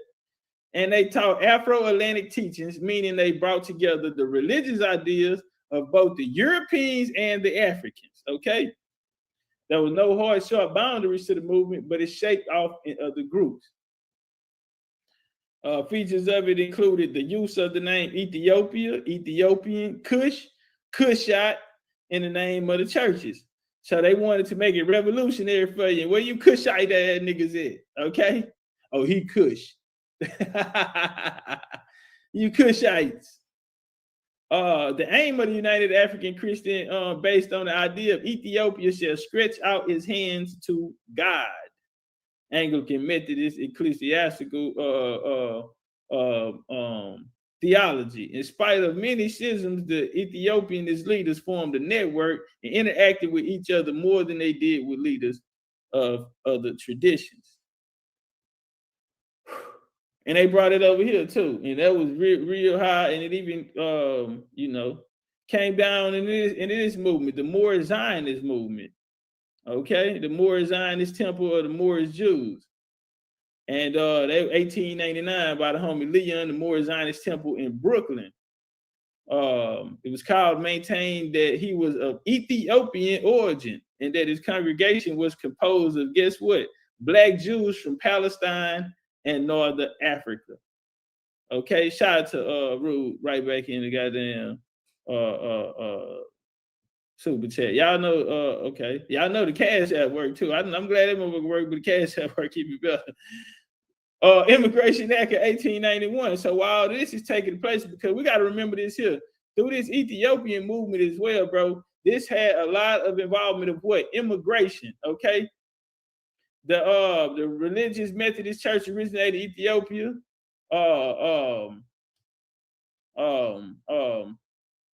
after trying to associate themselves with the African Methodist Church in search of establishing an authentic African church, they ended up forming religions with the Anglican Church in the province of Southern Africa. It was founded initially led by James Dwani. Dwani left the AME Church.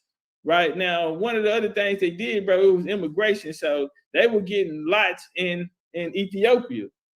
All right, and so you had that Back to Africa movement where people actually was gonna take your ass to Africa, Ethiopia. This is all gonna be a part of this immigration movement, and they're gonna bring it to the United States. All right. Where we at? Immigration Act of 1891. In 1891, the federal government assumed responsibility for the states regulate immigration through the Immigration Act of 1891, which established the Office of Immigration, later the Bureau of Immigration. To administer immigration affairs, the government also appropriated money to build a new immigrant inspection station on Ellis Island. All right. The Emergency Act passed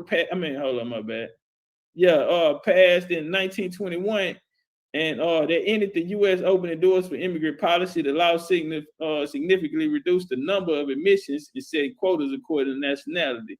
Now, the first Quota Act was replaced with the Act of 24, further limited admissions of each nationality in the United States, 2%.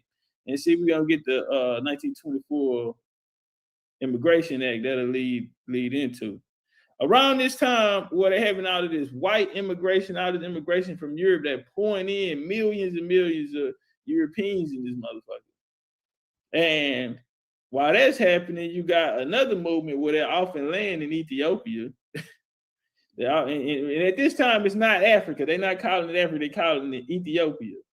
All right. So the Africa movement, while we here in Pan-Africanism, no, it was the Ethiopia experience. And then we come with the Universal Negro Improvement Association.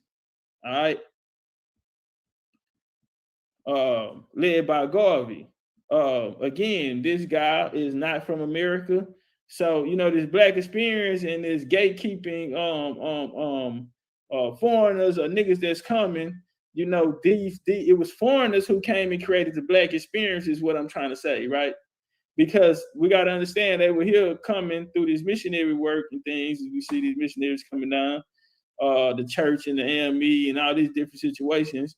And we're seeing these people come to place these African titles on us. We got the Jews in Harlem and shit like that, coming from a Ethiopian perspective, meaning the African perspective. And now we got the Garveys, right? Garvey born to a moderately prosperous Afro-Jamaican family in St. Ann's Bay. All right, apprenticed into the print trade as a teenager. All right, he founded the UNIA in 1914. In 16, he moved to the United States and established a branch in New York's Harlem. All right, he emphasized unity between Africans and African diaspora. He campaigned for the end of European colonial rule across Africa and the political unification of the continent. All right. And so, and we know he was committed to the Back to Africa movement, arguing that part of the diaspora should migrate there. Garvey's ideas became increasingly popular and UNIA grew in membership. However, his black separatist views and his relationship with white racists like the Ku Klux Klan and the interest of advancing the shared goal of racial separatism divided Garvey from prominent African-American civil rights activists such as W.D. Du Bois. So that's very important. He had a strong relationship with these white folks. He's hollering about going back to Africa while all of these white folks are pouring into this motherfucker. So he's trying to convince the Indians and our people to come back to go to Africa while they bringing in all of these people. Now, what did this boy say? He said,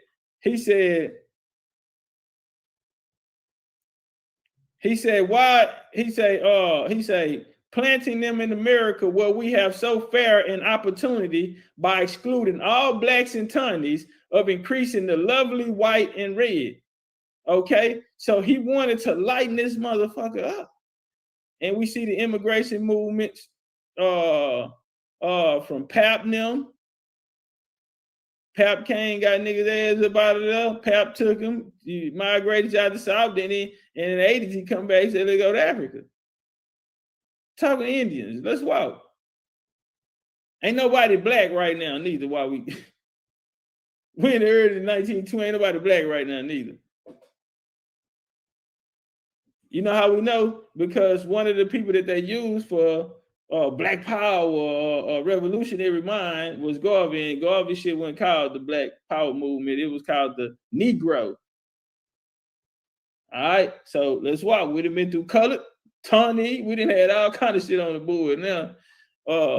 Freedmen, we got all kind of shit there. Now we in the Negro era.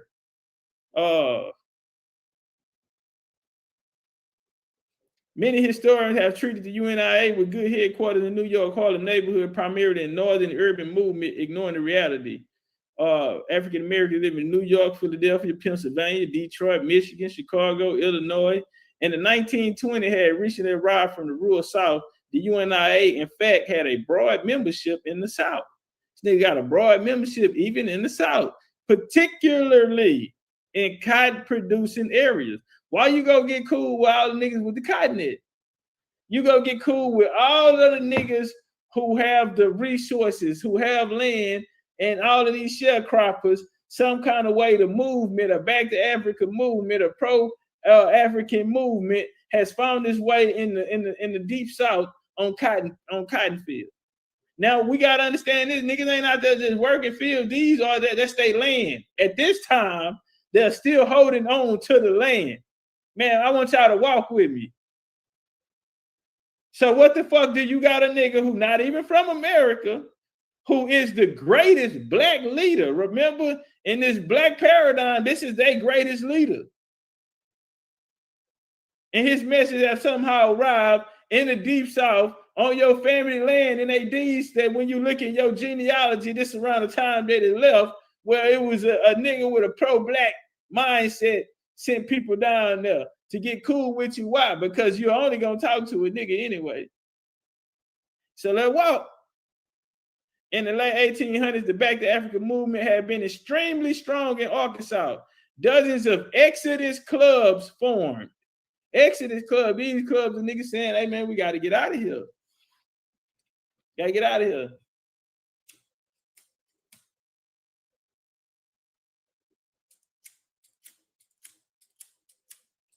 Bullshit ass lighter.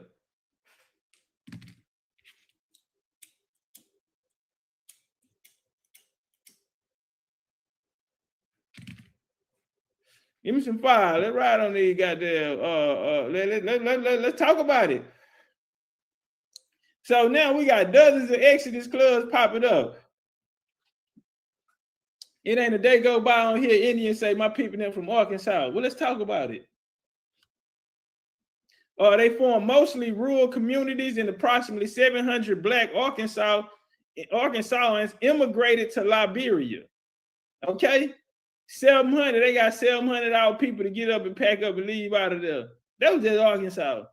In addition, more than 24 black Arkansans left as missionaries to Africa in 1890s and the 1900s. A generation later, the Garvey movement picked up on the interest in the African continent.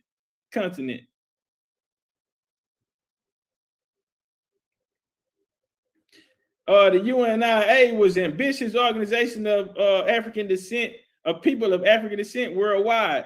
In the 1920s, the movement built upon Back to Africa movement in 1800 encouraged people of color to look to Africa both as their ancestral homelands and hope for a future. Look to Africa as your homeland and hope for a better future. Well, I'm gonna show y'all something. Y'all remember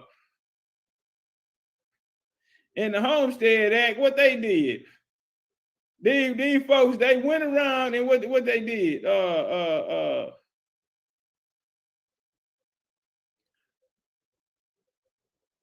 Hold on, where is it? He say the citizens, he say 21, the citizens intent did not. Damn, where am I forget? I know it gotta be here. Europe Okay, it say the Homestead Act allowed immigrants from Europe to make claims as long as they fought. The United States government, what they do? The government went on a major publicity campaign in Europe, distributing pamphlets that advertised the high wages. So they are in Europe telling these people to come over here, and goddamn, they got these black greats. Check. They got these black greats saying, hey, let's leave. Organizing these niggas to leave and hope for a better future. I just hope y'all seeing what's going on.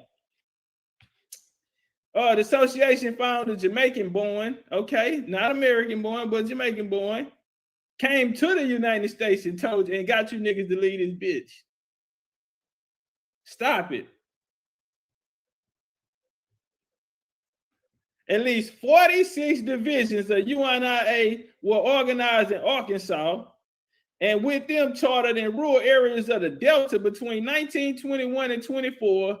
Mississippi County had 8 divisions. Monroe County had 7. Phillips County, the site of Elaine massacre of 1919, had 6 divisions. Other Delta counties had more than 1 division, including St. Francis, Crittenden, Cross, Jefferson, Woodruff, Lee.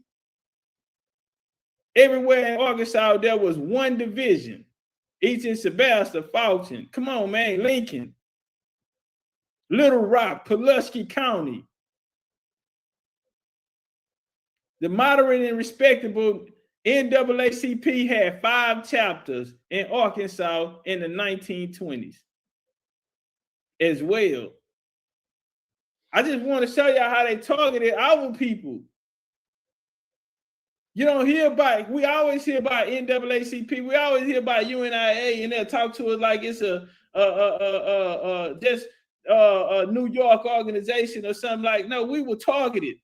And we were targeted by 2 people at the same time. You had Garvey down there with the Protestants and the KKK views, and you had W.E. Du Bois and them down there. And they wanted to come in with that different method, the missionary method. They seen a different way. But they all were there at the same time. Let's walk. Out of that came another movement, the Commandment Keepers, your Black Hebrew Israelites.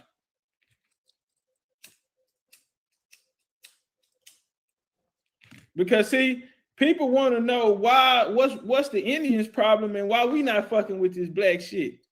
Because see, the nigga that came and fucked over the Indian was a nigga. Okay? And we know the story, and this is why we freed ourselves from the chain. Let's walk, man. Make sure y'all up on that like button, goddamn. We getting something where goddamn niggas give away day. The Commandment Keeper Holy Church of the Living God in the sect of Black Jews founded in 1919 by who? By a Nigerian-born Rabbi Wentworth, and he lied about being from Nigeria. Just like Dr. Ben lied. I'm trying to figure out why all these niggas coming to us lying about where they from. Nigga lied. Okay, from Nigeria, who believe that people of Ethiopian descent represent one of the lost tribes of Israel. A West Indian immigrant to New York City was the founder in 1919 of the Black Hebrew congregation. It was influenced by Pan-Africanist and Black nationalist Marcus Garvey from Jamaica. Okay, so all of these missionary work is coming up on you niggas. They're coming here. But see, now we in this day when niggas say they want to gatekeep it and we just gonna keep everybody who was here first. Well, damn, nigga, we've been under attack. We've been under the Indian, been under attack. What that nigga JC say? Niggas wanted to kill me and y'all want me to be friendly. Niggas tried to kill me and y'all want me to be friendly.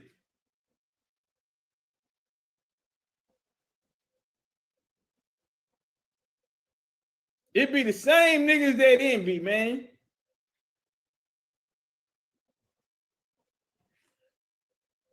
According to Matthew, he was born in Lagos, Nigeria.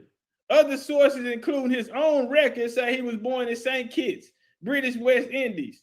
He and his family became naturalized United States citizens. Why you got a lot of us with the Nigerian and the African shit because they're trying to take our minds to Africa.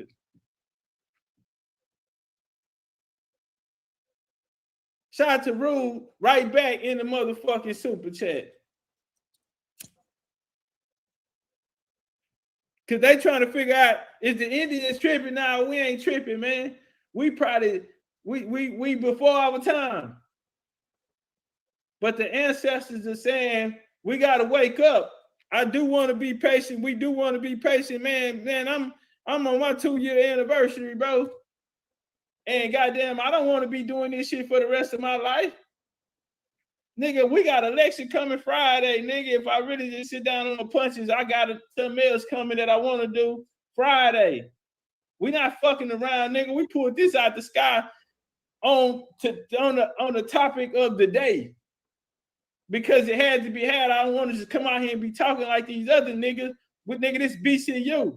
We Indians, nigga. We the only niggas got receipts on what we're saying. So we handle it this way. Let's walk. So you had the Black Hebrews who, okay. Most members, listen, family, most of his members are Afro-Caribbeans, but has always had diverse visitors and occasionally white members. They use the De Sola, Pool Spanish, and Portuguese prayer book, the Hirsch Kuzman, the Parchment Torah, scrolls, and other standard Orthodox Sephardi-style Sabbaths. And these niggas steady want to say they ain't the Sephardis. Why? Because the Sephardis are the niggas who came over here. And yeah, they are the colonizer. Stop playing. We ain't here to play with you niggas. What we saying is, bro, we know what happened. We know what happened. You ain't talking. See, they say you want to hire something from a black nigga, you put it in the book. We not black, nigga. We read. We Indians.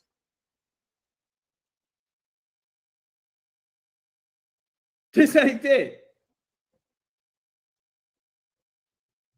You wanna hide a nigga history from, you wanna get a nigga to buy a black nigga to buy into white supremacy, then don't teach him his genealogy.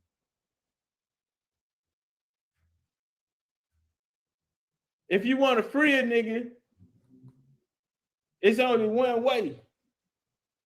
And you the only one that hold that key to your destiny to go. You got that missing key to unlock your destiny, man. Of knowledge itself. And that's what we're doing. We freeing the mind, the shackles off the people, and we sending them back home to their family. Because when they go get strong in their family, we're gonna put our families together, and then it's with and nigga, that you got a motherfucking problem. We ain't the biggest, but we the baddest on this motherfucking block. And so they come with this organization, and this motherfucker mostly is Afro-Caribbean. Listen, bro. I love all people, bro. I'm not for as the immigration part or for the policies and what's taking place. That's my issue with it. But for as the other thing is people and all of that, I understand their experiences, and I'm gonna have a different. Listen, man. Hey, I advise people to travel. Travel, bro. And then you'll end up in experiences. You'll have experiences with other people from other places, bro, who do impact your life. There's good people everywhere, especially if you believe that we are of the creator, especially when you're talking about indigenous people or globally. Nigga, I'm a pan-indigenous nigga globally. But first, we have to fix our house, and then we go get our brother and sister them. That's how we gonna do this shit. Let's rock. All right.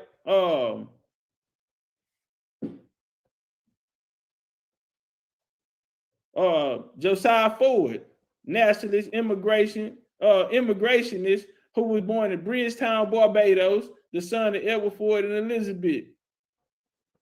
Also, he came over, man. Another person came over. He said his ancestry could be traced to the Yoruba tribe of Nigeria. These are people coming from somewhere else, coming over here, and they're putting this Afrocentric thought down our throat. Check. And our people are in these places today. Later on, a black twist came to it for their congregation after 69. And then we seen the supremacy, the white man and the black, and we see that. 69, bro. It's the same era when it hit. How did everybody get on code that fast? Going on, Chief. You know you can't ask no shit like that. We just the 66, the Black Power movement, they come out of the Civil Rights movement, started up, and now you got Hebrews, you got all other missionaries, everybody on code that fast, nigga. 3 years, from 66, 69, everybody on we black, fuck the white man, shit that quick, nigga. And y'all ain't know nobody at first, so that's why we got to go to the beginning of the story. That's why. Show you how all this shit tie in together. So several black religious leaders experimented with various degrees of Judaism between 2 world wars, and Rabbi Ford formed intimate partnership with some of these leaders. He and Valentine started a short-lived congregation called Bet B'nai Israel, and the white folks got one too. Yes, everything they do. Same exact kind. This ain't nothing but some Richard Allen them in the St. George Church shit again. You got the young Israel movement going on at the time. They going through an evolution. And you see the college that all of them big rabbis went to in Ohio. Your boy Rabbi went there with them. Wentworth went there with them. And so, yeah, you dealing with a different beast when you fucking with us. These Indians over here, we looking at everything. Because see, this shit was brought to us from somebody from somewhere else, but now we just now starting to gatekeep. So damn, nigga, niggas should have been looking out for the gatekeep. Cause now we done let all these niggas in, and now y'all finna lock us in the motherfucking gate with all of it. Come on, man. Let's walk. They resolved to make a final attempt in Ethiopia. A Jewish scholar who visited the congregation described to resolve the final attempt in Ethiopia. The Ethiopian government had encouraged black people with skills. Listen, black people with skills, education to do what? To immigrate. Bro, we talking about immigration. And I want to tie in the black movements today where we get out. We got from these movements.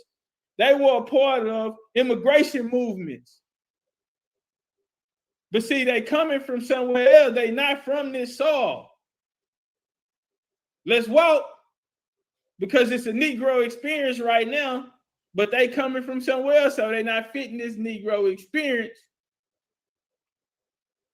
But Africa is on their mind, and they trying to put it on our heart. So encouraging black people with skills and education to immigrate to Ethiopia for almost a decade. And Ford knew that there were over 40,000 indigenous black Jews already in Ethiopia who called themselves Better Israel, but who were commonly referred to as the philosophers. They announced, I can't say that word, of Haile Selassie in 1930 as the first black ruler of an African nation. In modern times, raised the hopes of black people all over the world and led Ford to believe that the timing of his Ethiopian colony, come on, man. So he finna go build him a colony. I know a nigga that built the colony. Took Indian with him to go do it too. Pap went and built the colony, nigga. Pap had a vision. Trying to figure out all these movements tie your ass up to immigration. Garvey big ass tie you up to what? Immigration. All of it.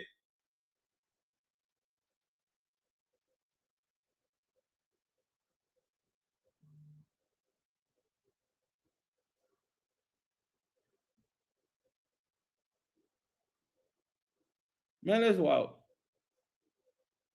Man, shout out to Big Hubert. the father of the Harlem radicalism. They don't talk about Big Hubert. Major player in the game.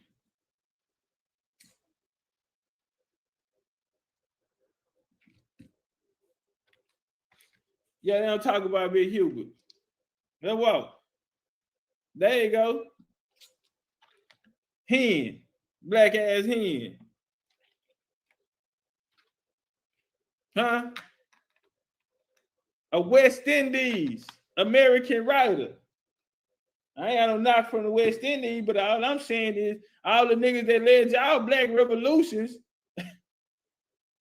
they ain't from nowhere around this hoe. The black experience, bro. The need for an independent black experience, the need to call it our own, to have something that's collective is coming from somebody from somewhere else. Shout out to Treaties, goddamn, out the corner with a 3. Pre-Earth Day money. Enjoy Mexico. Bring me a souvenir back. I can't spend that goddamn. They ain't gonna give me that goddamn money. It ain't gonna be money. That's gonna be next month. My Cash App work fine. You gonna send me a birthday present? I get 30 days later. Well, you're wrong. You're wrong for that. Appreciate you though. He was a West Indies American writer, critic, race and class conscious political activist and radical internationalist based in Harlem, New York. He was described by the activist Philip Randolph as the father of Harlem radicalism.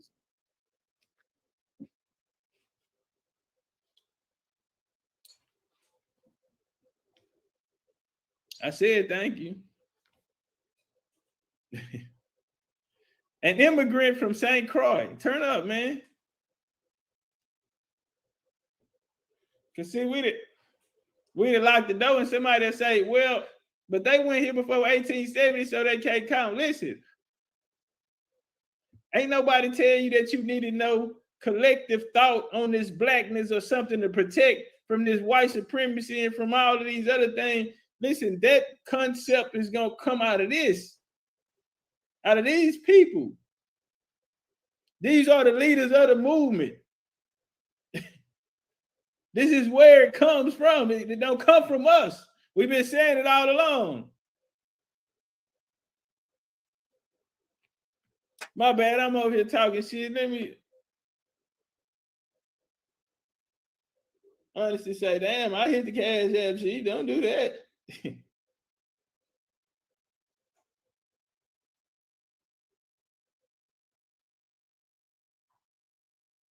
Hold on, my bad, it's loading.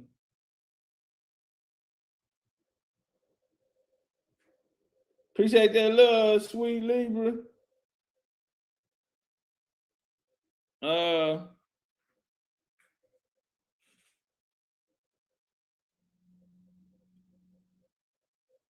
Appreciate that love. Appreciate that love for the homie Barrett and bought me a lighter. I needed that motherfucker. Shout out to the homie Warrior King. He say for the elbow section who need a lesson. Hey, Warrior King, elbows, Warrior King say this one on here, me to boss you niggas a lesson. You niggas need it. Shout out to my sister Clout. She say for your time, kinfolk, keep your hands clean in a real way. Shout out to Miss Celestine. Shout out to Ash 313. Shout out to the homie Al. Shout out to the homie Ken in a real way. Hold on, it's loading again. Somebody done backdoored. Internet, okay. All right, well, it ain't loaded. But let's go and walk. We'll figure that. Shout out to the homie Celtic Indian, goddamn. Celtic Indian. Celtic come through every now and again, goddamn. But every time we move, we on some real shit. Celtic gonna be here. My nigga, goddamn, nigga been here for a minute. All right.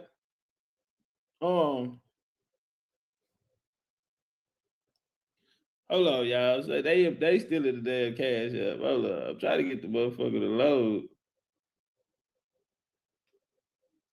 Is the number steady changing on that motherfucker? I'm trying to, but it ain't updating me.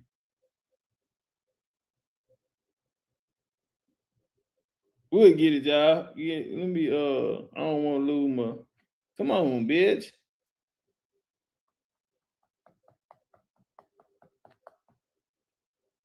All right, yeah, we'll jump back in. I don't want to lose my mark. Hold up.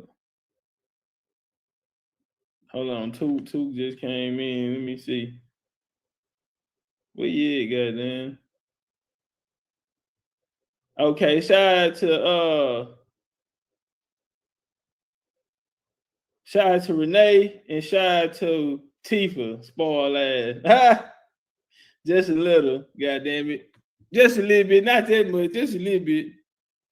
What were we? So Harrison played a significant role in the largest radical class and race movements in the United States, 1912, 1914. He was the lead Black organizer in the Social Party of America. 1917, he founded the Liberty League and The Voice, the first organization and the first newspaper of the race-conscious New Negro movement. Okay, if y'all know about the New Negro movement, it's going to take you into the Harlem Renaissance. Very important. And when we did it with this Harlem Renaissance, we had a lot of people who wasn't from here, bro. But let's walk. From his Liberty League and Voice came the core leadership of individuals in race conscious program of the Garvey movement, okay? Because he was the first writer over there with Garvey and them. In 1920, Harrison became the principal editor of the New Negro World, the newspaper Marcus Garvey, UNIA. Over the next 8 months, he developed into the lead race-conscious, radical, and literate publication of the day. By August 1920 UNIA convention, Harrison had grown increasingly critical of Garvey. Harrison criticized Garvey for exaggerations, financial schemes, and desires of empire. In contrast to Garvey, Harrison emphasized the African-American principal struggle was in the United States and not in Africa. Okay, Garvey wasn't trying to hit that shit. These folks paying me too much motherfucking money, nigga. Bitch, you better get out of my business.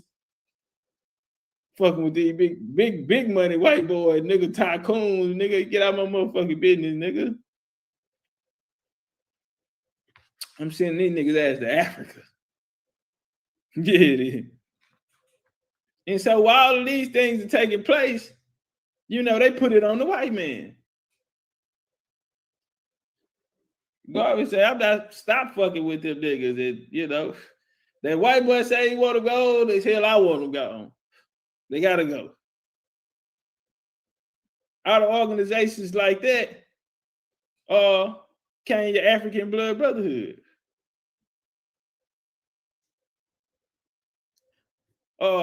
Sire Briggs, man. And guess what? He was an African Caribbean American writer and communist political activist. Briggs, remember the founder editor of the Crusader.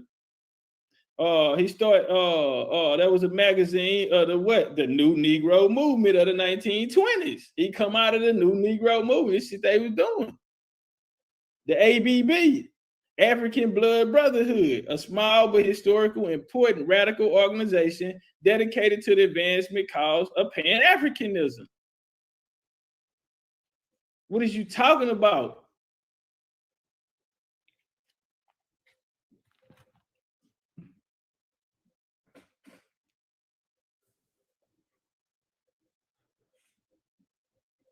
Man, say, and this is him, white boy. Oh, he got the white he looked it. And see, he was so light-skinned that they ain't even fucking with him over there.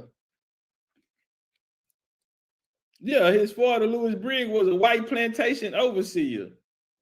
And according to the racial caste system, Nevis the biracial Briggs was regarded as a color, despite the extremely light complexion. So he went, they ain't really trust him like that. Bitch, he got Negro blood. Guess who don't matter? In America don't matter. He went over there and ran all this game. Y'all remember the Tulsa, Oklahoma, Black Wall Street? Black Wall Street was set up by niggas. See, they talk to us about the white boys coming in and acting a fool. But black supremacy been hiding behind white supremacy. The ABB, what's the ABB? The African Blood Brotherhood. The ABB organizers traveled around the country, provide advice on local struggles and setting up chapters of the organization. Several times, such organizations have traveled to Oklahoma, and in months before 1921 riot, ABB group had formed in Tulsa.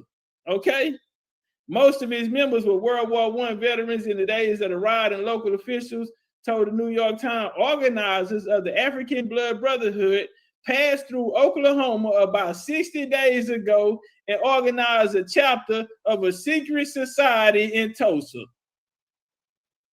I want to run that back. These folks told New York Times, they told the New York Times organizers of the African Blood Brotherhood passed through Oklahoma 60 days ago and organized a chapter of a secret society in Tulsa, and then 2 months later, the motherfucker is on fire.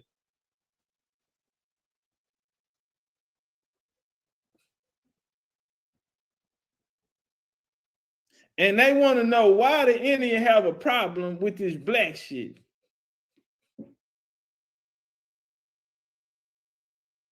Tulsa, Oklahoma means means old town in Creek language. That's an Indian town. Indians built that. That is Indian greatness.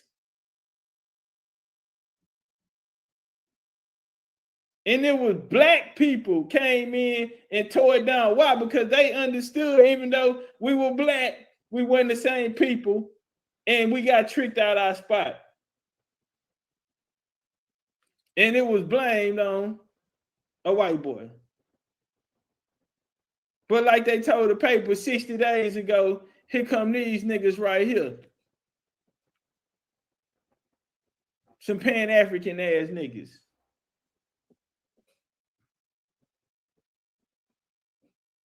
You know, that's the shit like this NAACP shit, right? They came out of Niagara movement. Well, when they were lynching niggas for land, the NAACP sent an investigator to Abbeville Crawford killing, posing as a land inspector so he can get close to the lynchers. Y'all hear this shit? So this man ended up being lynched for all of this land, far as the eye can see, over a nigga trying to sell him some bullshit ass seeds. And he had, man, you better get the fuck up out of here. And now these niggas done got down on him. And so here come the NAACP coming down there under disguise. Under disguise, say he got close to the lynchers. NAACP Secretary Roy Nash discovered that the altercation over the price of cotton seed began in a dispute. After Crawford killing NAACP, W.E. Du Bois met with the executive board and decided to elevate my great-great-grandfather lynching to the lead story of a popular crisis magazine. One of my earliest members of my grandfather, Daddy Brooks, showing me the edition of the magazine while telling me to never trust white folks. You see, but they didn't even understand that it was these niggas who had then got down. You a land inspector, huh? You're a land inspector, and now they grab this case and take it and make it mainstream. Ain't that their game? Didn't they do? Did Crump them come down there and they make Trayvon Martin, huh? Didn't he go down there and do Michael Brown? This the shit you do to niggas. This is why we can't get tied up in this black shit, because they thinking it's the white boys. They ain't even watching these niggas, huh? They not even watching these niggas, huh? And the NAACP had chapters all down there as well, like they did in Arkansas.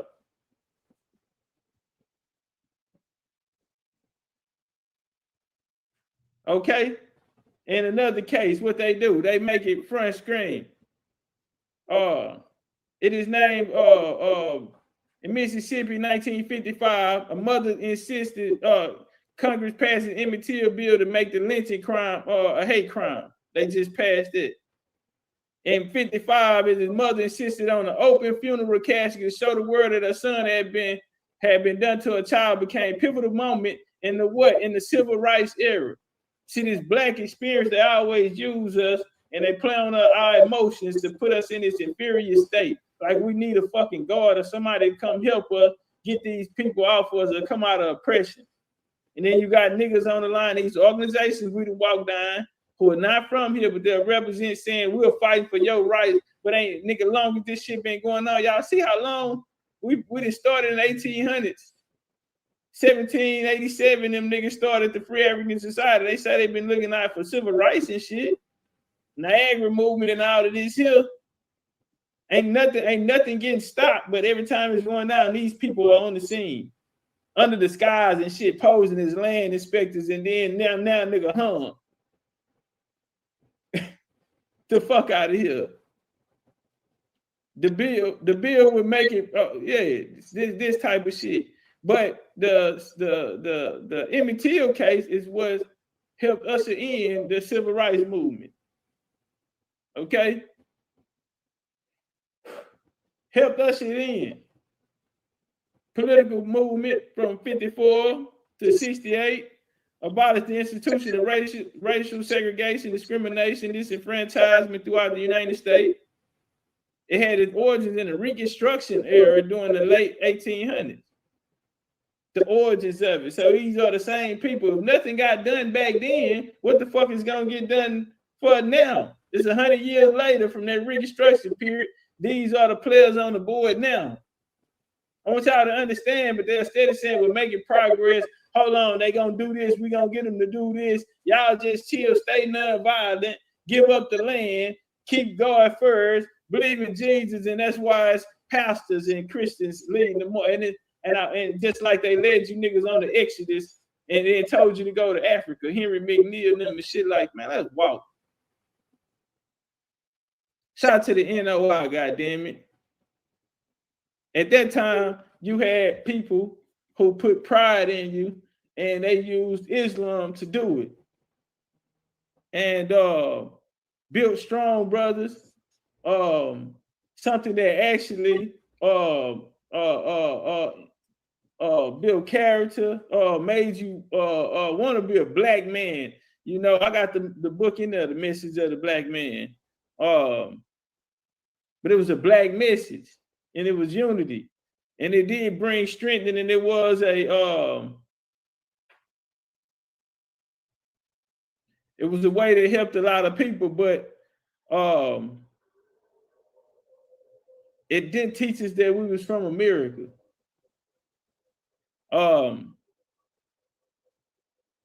It actually taught us that we were Asiatic, you know, and a lot of people say that, you know, Elijah was of Asiatic descent.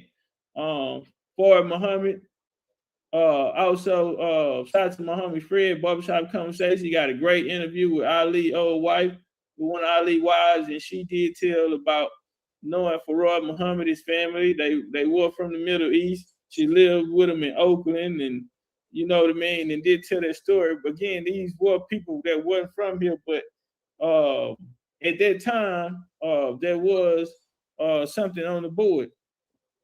Around this era, we're leading to the decolonization of Africa. I want y'all to pay very close attention to, because now this is at that same time, you got that Negro black experience. This is when the black experience is going to take over.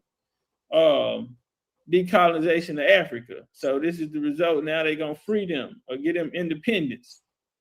However, now we go back to the Pan-African Congress. However, yearning for self-governance, soon the British French anticipated October 1945 African activists convened the Pan-African Congress in Manchester, England, including lawyers and all of these niggas, right? Although Britain renounced sovereignty authority over South Africa, the power to govern the transfer to white South Africans who would go on to create one of the worst systems of oppression on the continent. Now, Now they're talking about the British passed the Colonial Development Welfare Act in 1940, but it would not make a commitment or set timetable of African independence. The British believe Africans will require another 80 years of colonial rule before they can self-govern.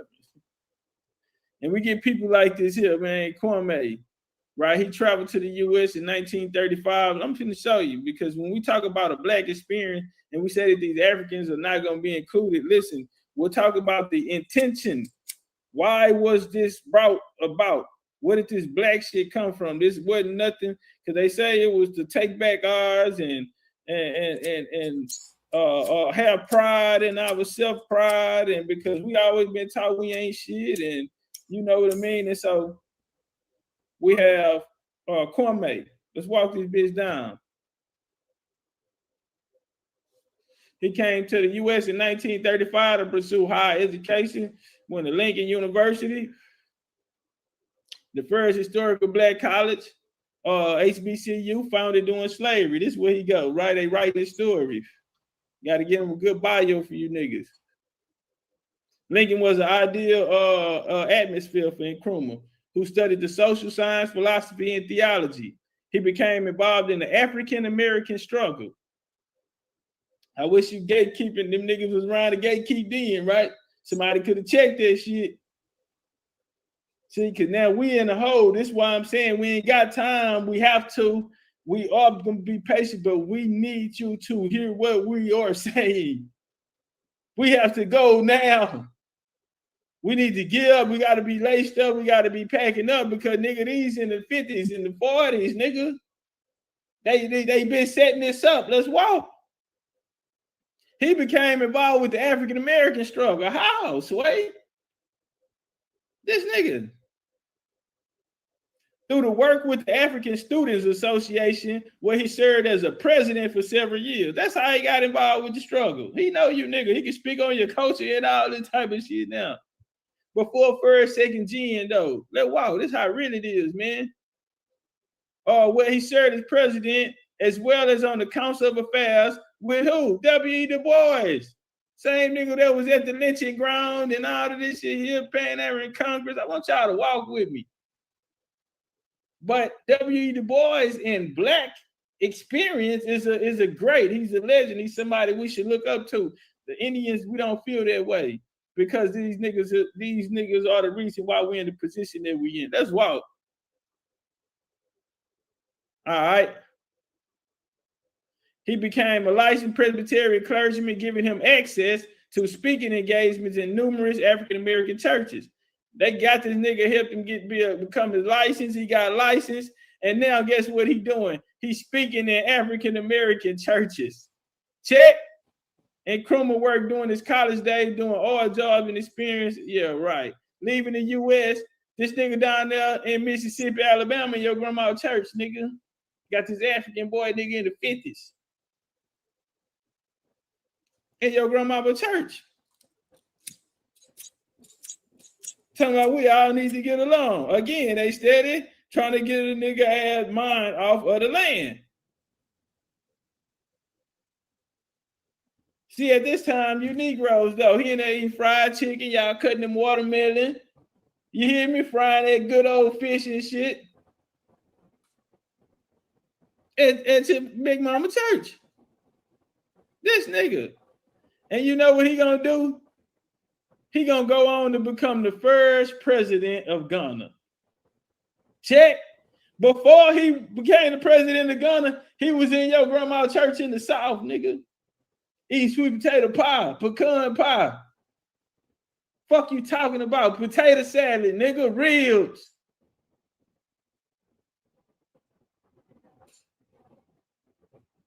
And then he will go on to become the president of Ghana in the decolonization of Africa. Nigga colonizers. And they say, damn, why they don't want to fuck with the black shit? Because black niggas did this to us. Civil rights leader doing Cadillac commercial. Shout out to the homie Mufasa, goddamn, in the goddamn super chat.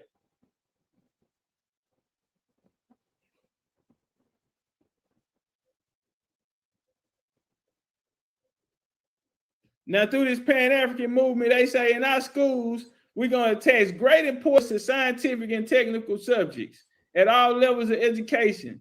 Pupils and students should be involved in productive activities. The school cannot be an instrument in the service of the people.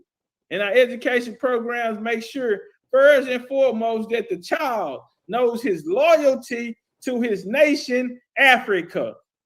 Okay? This is what they teaching. This coming out of the motherfucking Pan-African Congress, nigga. You're going to put them in school, put them kids in school.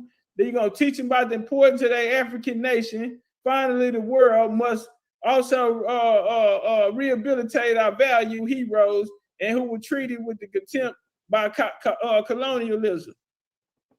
This how you make a nigga. Because now we in 66, we at the, hold on. Now we're going to go through the Peace Corps. This was in 61. Peace Corps. They're going to send these trainees. The first start preparing trainees for assignments. Both groups started in the United States. Started training in the United States. They're going to train them. Look at them. And they go to students. These students of the Ghana Institute, Accra, Ghana. Students of the Institute came over from Africa, from India. Come on, man. And they all black. Missionary program. You don't even know they coming. Nigga under the skies like the NAACP. And then after that, after they training them up, right? They're going through here. It's 61. Stop it. And then in 65, they're going to give you the immigration bill. And now they're going to bring over the Asians and the Africans through this. Now, while this is taking place, there's a great migration. One of the largest movements of people in the United States. 6 million black people moved from American South to Northern Midwest, 1910, 1970. All right. Now they driving out of them out, but this is where they be saying, we can't use Indian. Indian co-opted and the white man got it. I want to show y'all something, right? You can say what you want to say. You can call yourself whatever you want to call yourself. You can be whoever you think you are, nigga. You can. But see, it's something here, nigga. Can you be protected under that status? Can you be protected under that? So while we going through this situation right here, sending this text, this great migration, 6 million people are leaving out the South.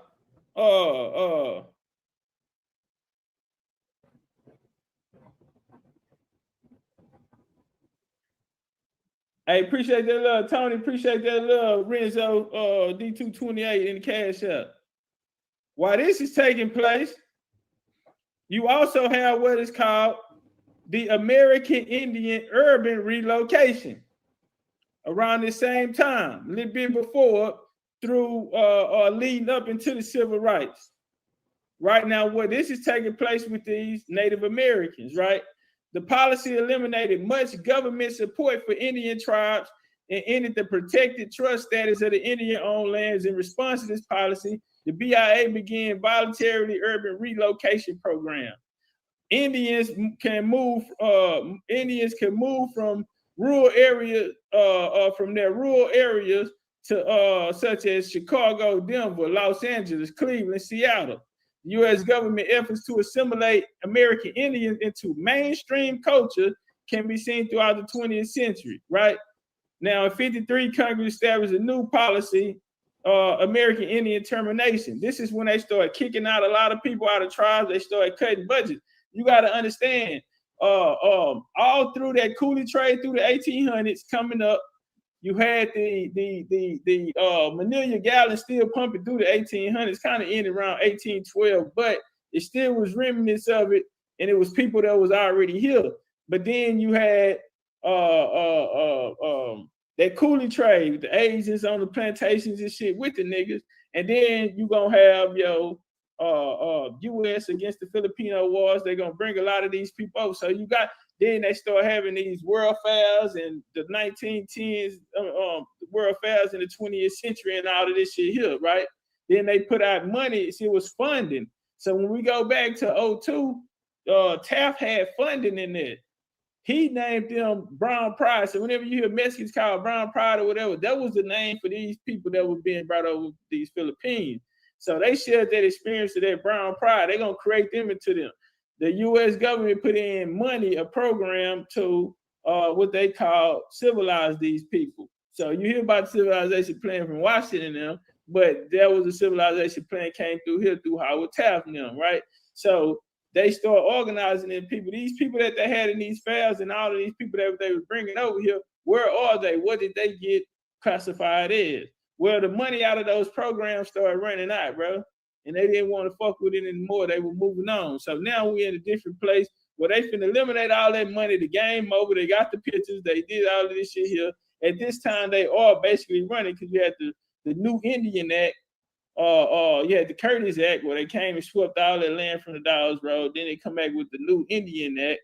And now you got vote system and things are arranged. And now the United States are now appointing chiefs to these tribes now, especially the Cherokee in 1919. United States were appointing the chiefs to these niggas. Let us walk. Now we here at this time. Now you got this urban relocation program. In response to this policy, BIA began voluntary urban relocation program. American Indians can now move from rural countries. What it say? Cleveland. It said pledged assistance with locating housing, employment. Numerous Indians made moves to the cities. They struggle to adjust to life in metropolitan place, unemployment, low-end jobs, discrimination, homesick, and the loss of tradition, cultural support.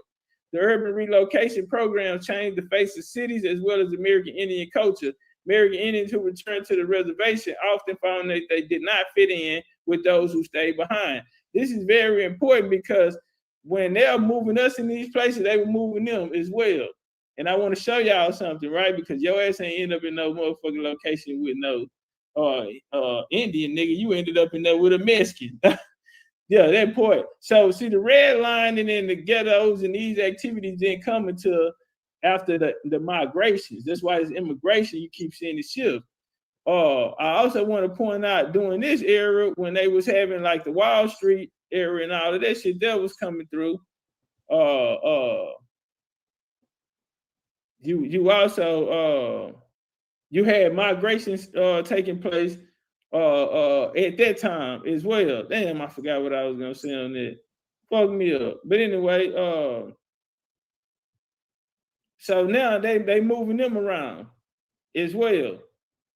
And now they're being redlined and they're being taken away. And now they're trying to explain why they don't have no culture. But niggas be running around telling me, y'all ain't got no culture and all of this.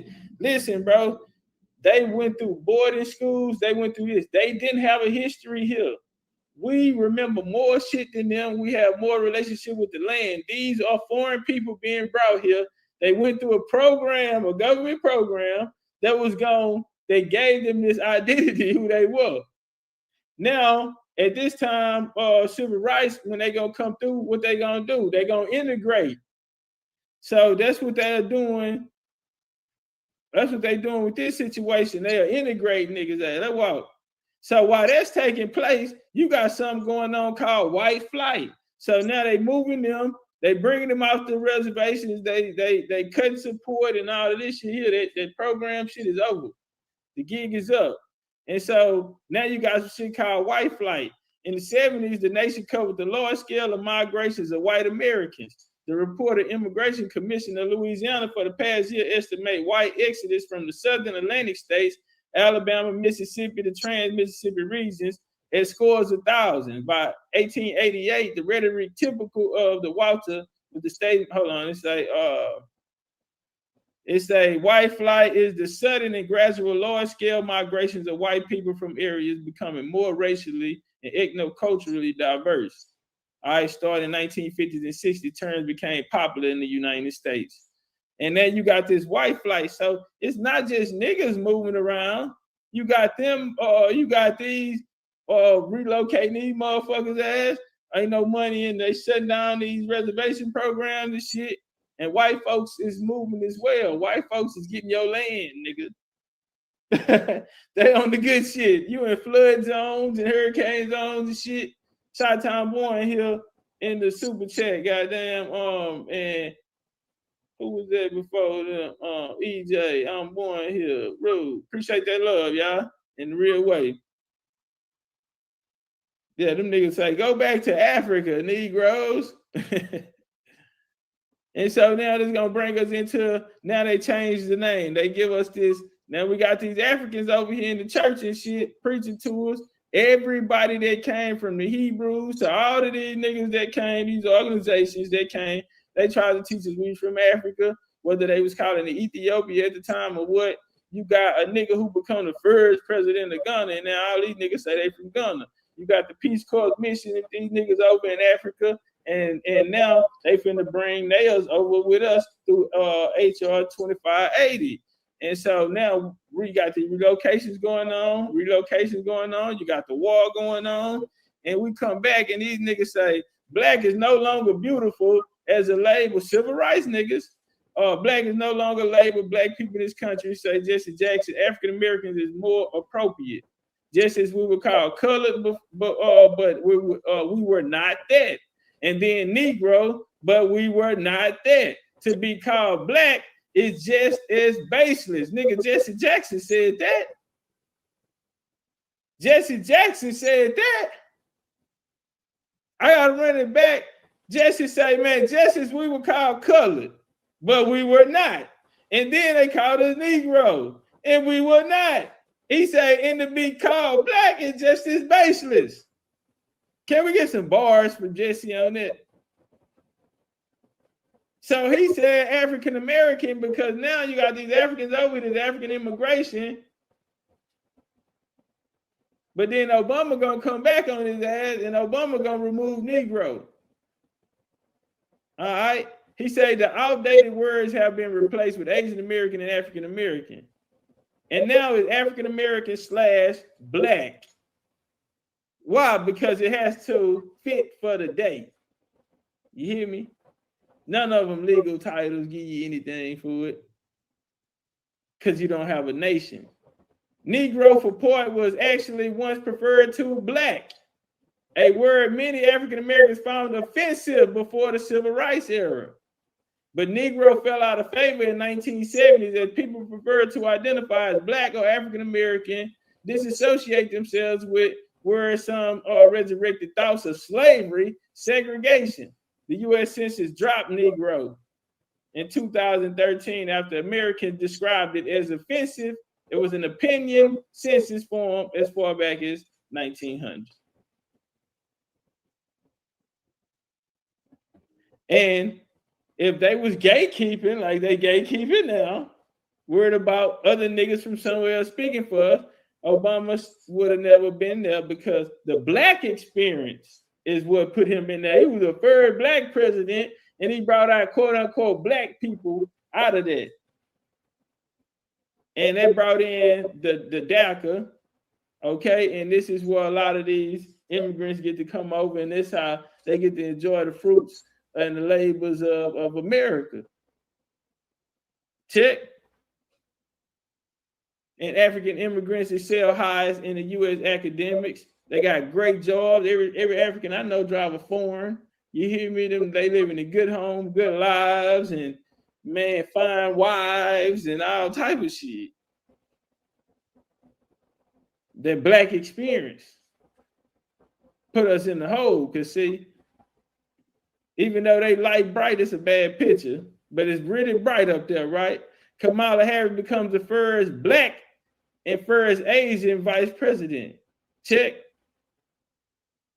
She was sworn in before Joe Biden. Ms. Harris, who is of Indian Jamaican heritage, actually ran for the Democratic nomination, but Biden won the race and chose Ms. Harris as his running mate, describing her as fearless. And she becomes the first black. You know how that happened? Black politics.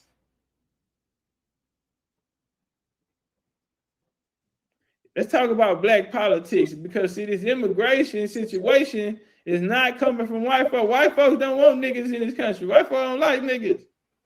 It's not the white folks who bringing out these niggas. It's the black politics. Because see, as we see, immigration has always been the name of the game. And every time we seen immigration, listen, through from that Tulsa situation, we seen that when they was having the wars in St. Louis, that was niggas fighting white immigrants over jobs and shit like that. So they put those white immigrants from Ellis Island up against the Indians who was here and made them fight for jobs and labor and this shit here. All these immigration things, they have their political ties and they need an enemy. Well, right now, the enemy, he go the Africans, the Cameroons, the Nigerians, the Haitians, the South Americans. How do we get it passed? We got to make it look good. They go to the oldest trick in the book, right? Because see, in your mind, black mean slave.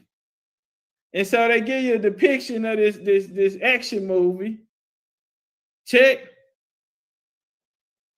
Nigga got plates in his hand and so nigga, again, playing on the emotions of you, the trauma of you, because it's always a game. And you can only do this to black people. You cannot do this to nobody else on the planet but a black nigga. See, these brothers are not even from here. But black people took to the internet, black people took to social media, and they helped that propaganda machine push in their politics. So this right here coming from the Black Caucus, and they say, today, Congresswoman Yvette Clarke, chair of the Congressional Black Caucus Immigration Task Force and co-chair of the House Haiti and House Caribbean Caucus, released the following statement calling the immediate halting of Haitian repatriation flights and emphasizing the need for the comprehensive pathway to citizenship. Okay, so they trying to get all of the Haitians out, and they're saying, no, you're trying to repatriate them. No, we want to bring them here. We want to get them on a pathway to citizenship. More than 14,000 Haitians will be expelled from the United States in the coming weeks, and it is unconscionable. DHS will seek to return Haitian immigrants to a country in turmoil. So they're saying, why would you send them there and all of this is going on? My colleagues and I have repeatedly spoken out and penned numerous letters requesting the ceasing and target of deportation of Haitian migrants. My career to build an immigration system that lets people live without fear and give immigrants like my parents who sought better life and contribute up to our nation. So she is over the Congressional Task, Black Caucus Task, Immigration Task Force. She headed. That's Yvette, beautiful lady too. Remind me of my grandma, goddamn. Remind me of our elders and shit. But these people view us as childs, yeah, because they view us as their chattel. They are the sons and daughters of these slave owners. And despite the decision of the Senate parliamentarian to exclude the proposal to create pathways to citizenship for dreamers, TPS holders, farm workers, and essential workers and reconciliation process, we remain committed to advising alternative proposals for comprehensive immigrant reform. Let me be very clear. We prepare for this and we have a plan. Okay? They are prepared for this and we have a plan. I want y'all to listen. This just happened. This brand new shit, nigga. It's the Black Caucus. And we have a plan. Immigration reform isn't just about mundane policy changes in politics as usual. It is about people. It is about our families, friends, and neighbors who have contributed to our country for decades. Open the doors of citizenship, opening the doors of citizenship, open the doors of citizenship would not only provide a necessary measure of justice, but it would also serve as a powerful injection of energy and vigor into our economic recovery. What do that put you? Because this the Black Caucus, this the NAACP. All we've been reading is they've been telling me they fight for y'all civil rights and things for y'all, but they just went to jail for voter rights for immigrants. They are here pleading with these people to bring in this black immigration. Let's walk. But that black propaganda slave narrative, we've been through too much. We've been through, and this is what got us here. This at Selma. This the anniversary for Selma. Just happened the other day. This the elbow. This how the elbow leaders out there look. Kumbaya, my Lord. Kumbaya. Why is everybody mad at me? I ain't changing my stand. Kumbaya, my Lord. These are our people. Kumbaya. Fuck out of here. It's that shit that got us fucked out. In Selma's speech, Kamala Harris linked civil rights fight with the war in Ukraine. How? Why? How? Everybody. But see, this the culture that they want us to gatekeep. First off, bro, we don't even make money off our own culture. Everybody else make all the money off of it. The Asians are motherfucking cooking gumbo. Asians doing the crawfish balls. Asians got the goddamn hair salons and hair stores and all of this shit here. We get zero for this culture because we're not owning it. We're calling it black, so it's making it universal. But they say, damn, if we use Indian, then everybody get to use it. And I said, no, nigga, if you use black, everybody get to use that, so let's walk. Cause y'all see what that say right there, huh? Them niggas ain't black. But get what they say, Black Lives Matter. I want to sit that right there on y'all, man. Where my light is? Cause they say, damn, if we use black, then we gonna include, we use Indian, that include everybody. Everybody try to run it here on it, and everybody get to use it, and it get hard and it get dirty, and we can't see who's who. Huh? Who is that out there? That ain't us. Black Lives Matter is a decentralized political and social movement that seeks to highlight racism, discrimination, inequality experienced by black people. When the supporters come together, they do primarily protest incident, police brutality, racially motivated violence, black people. Okay? The movement and its related organization is typically advocate for various policy changes considered to relate to black liberation. While there are specific organizations that label themselves simply Black Lives Matter, such as Black Lives Matter Global Network, right? This shit, all of this shit is branded. You nigga branded this shit, bro. Everybody know who put up the money for that too. The boss of all bosses put up the money for that. Centered around the Mike Brown case and all of that, and we know who put all the money into that. So, bro, we know where this shit came from. Oh, they say our shit co-opted. All that shit, that black shit co-opted. The government gave it to us. Out of here, we can't win that one. The movement began in 2013 with the hashtag Black Lives Matter social media, George Zimmerman shooting, death of American teen Trayvon Martin. The movement became notionally recognized in the demonstration of Mike Brown. Since Ferguson, protest participation in the movement have demonstrated against death numbers of African Americans.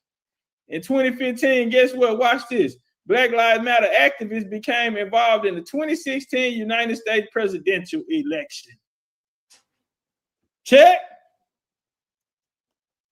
They became in an election. These niggas political parties.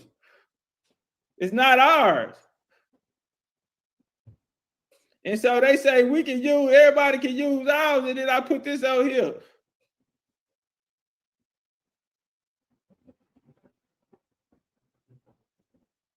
Huh? Because these niggas are not us who are repping this. Black Lives Matter. You can't, that's say.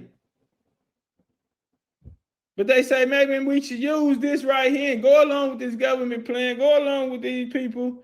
And, you know, HR 40, they doing HR 40, they give us something out of this. The bill establishes a commission to study the development of reparations. Proposal for African American, the commission shall examine slavery, discrimination in the colonies, United States in 1619, to present and recommend appropriate remedies. Among the requirements, the commission shall identify the role of federal and state government in supporting the institution of slavery, forms of discrimination in the public or private sector against free slaves and their descendants. lingering negative effects of slavery on living African Americans in society. Okay, which will lead us to American descendants of slavery, because this is the boat, in that black boat that we have came, that they created, and they tried to make it seem as if it had to form together. This all black had to form together because we all went through the same atrocities, oppression, and all of this shit here. And we see all of that just went to the Indian, but we see all the other black people coming to take away and bring us off of the land, using different methods and organizing these organizations that came, that we know today as the Black Power movements, are the ones that we're looking from in some of the schools of thought that we're coming through. But now we found ourselves here in our journey. And you have FBA now, Foundation of Black America. You have ADOS now, which Foundation of Black America come out of ADOS because Tariq Nasheed admitted himself he made ADOS popular. He came out of it. And, you know, for whatever reasons, he making his way. And so shout out to him, and he, you know, and ADOS is still doing their thing too right now. But the FBA, Tariq FBA is just like, you know, that shit look like Kyrie against the Magic last night. African descendants of slaves is a term referring to the descendants of enslaved Africans. It's a term referring to the descendants of enslaved Africans in an area that would become the United States from its colonial period onward. That has absolutely nothing to do with us. So they're saying they owe something for something that happened in our country to our people. But they want it. This new group of people who come together, all of these immigrants with these different thoughts and shit who have come together, who are speaking for us, speaking over us, and not even adding us. This is for descendants of enslaved Africans in an area that will come to the United States. ADOS movement focused mainly on demanding reparations for the system of slavery in the United States. They want college employers and federal government to prioritize restorative justice for the ADOS and organ affirmative action policies originally designed to help ADOS have been used largely to benefit other groups. Supporters in ADOS movement say that they should have their own racial category on the census forms and college applications. Again, what the fuck you look like getting off the plane in goddamn Amsterdam, and this nigga's from Poland, this nigga from Ukraine, and nigga, you are Mr. Descendant of a slave. He Jamaican, goddamn it, he Haitian, and you are a fucking descendant of a slave. And you are a foundational Black American. Nigga Russian, he Hungarian. But you a foundational Black American. You are a descendant of a slave. It's not good enough. But they say, hey, I want to shout out, at that time, the language was very, very pro-Africanish. But today, I hear a lot of the, well, not a lot, I give a few. But one person I got to give credit to is Tariq Nasheed. Because when I say he stepped his game up, I ain't gonna lie. I heard that nigga on one the other day. Man, the nigga damn that sounded like an Indian. Say the way that the homie bang when somebody get disrespectful on America. You know, I ain't gonna lie, that nigga stood on business on that. No jokes, no. I'm talking about when he ain't playing and he ain't trolling back and all that. I'm talking about when it's square business, when it's on the line, when nigga you just said something that just disrespected me. Yeah, he handled them niggas like he's disrespected by that. So nah, man, I gotta give him his card on that. That's why I say America built the greatest fighting machines, because once you get attached back to the land, homie, you in your natural state. You way stronger than you once were. You feel me? And it's something, man, when we attach back to the land, homie, that's why our purpose is. And so when you push your line off of that, it's like, man, anything in the way, I'm stepping on it. But the way how they stepping on Pan-Africanism, and the way how I'm gonna say to Tariq, because a lot of them other niggas are still pro B1. You know what I'm saying? There are a lot of them niggas B1 not popping no more. The black coalition, and you know what I'm saying, it ain't popping no more, and they just push over the FBA because it's the fad now. But the ones that standing on American time and know, from an indigenous side, oh man, them niggas, when they get the punching, I ain't talking about the emotional ones and the ones that's yelling out, things that maybe they family didn't do, but people of America did. You know what I'm saying? But when you check a nigga at the door and let them know, nah, this is, this American time, and how he speak about the black, I'm like, damn, it sound like he finna throw the black away. The more and more you get it, and you gonna have to say, just let me out the car. You have to get on your trail boys in the hood like, hey, yo, dog, let me out. Because if he can identify all of that and tell them, because they're asking him why, and he's saying politically, and he naming all of these names, and he's saying it's black is the reason, even though black is a part of their title. But the more and more you educate yourself, or you start seeing shit for what it is, that black, you gonna want to separate from it, because you realize if I cut the black off, I cut the head off the snake. Yeah, man, kill the head, the body will fall. So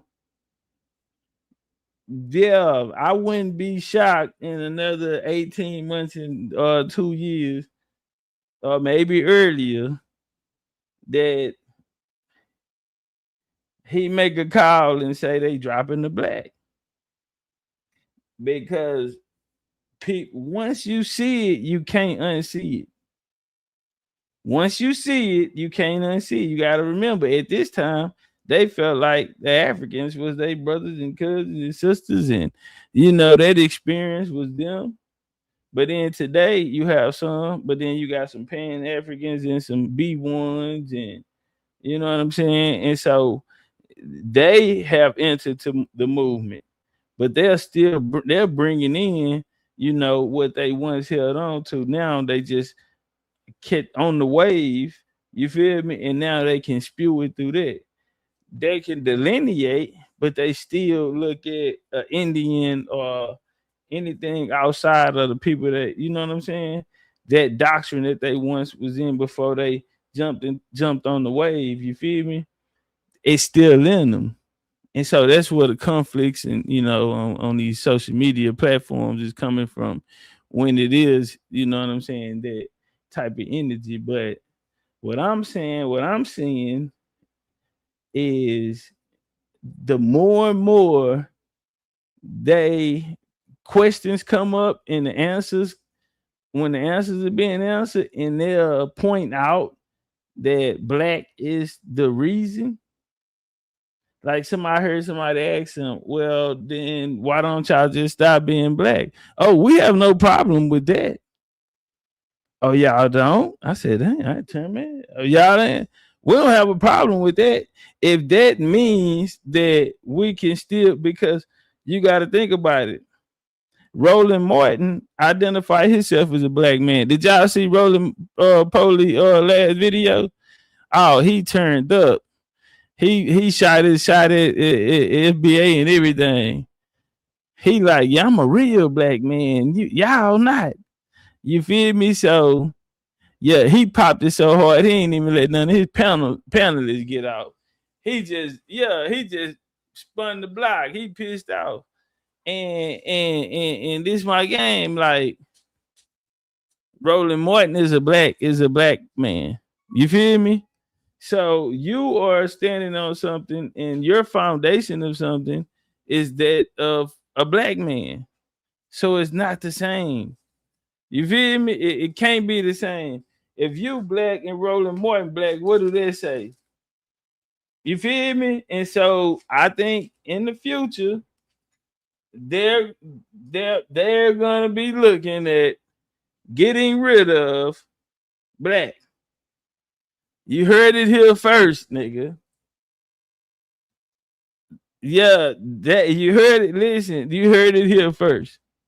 They are realizing, not all of them, because like I say, a lot of them are black nationalists, Pan-Africanists, comedic science, B1. They just jumped on the wave, but they still share the same sentiment. So that's why they still have the pretendians and the, you know what I'm saying? This our land, but we came, you know, via the slave trade, but we built the country and you know, these type of things. But I mean, Tariq and some of these other people, now for the African thing, and I you know, he's still holding on to that. But when it came to a firefight and there was rapid questions, because he jumped on somebody else's panel and they had questions for him. But when he would say, listen, and they was like they was attacking him. And he sounded like an Indian how he was responding.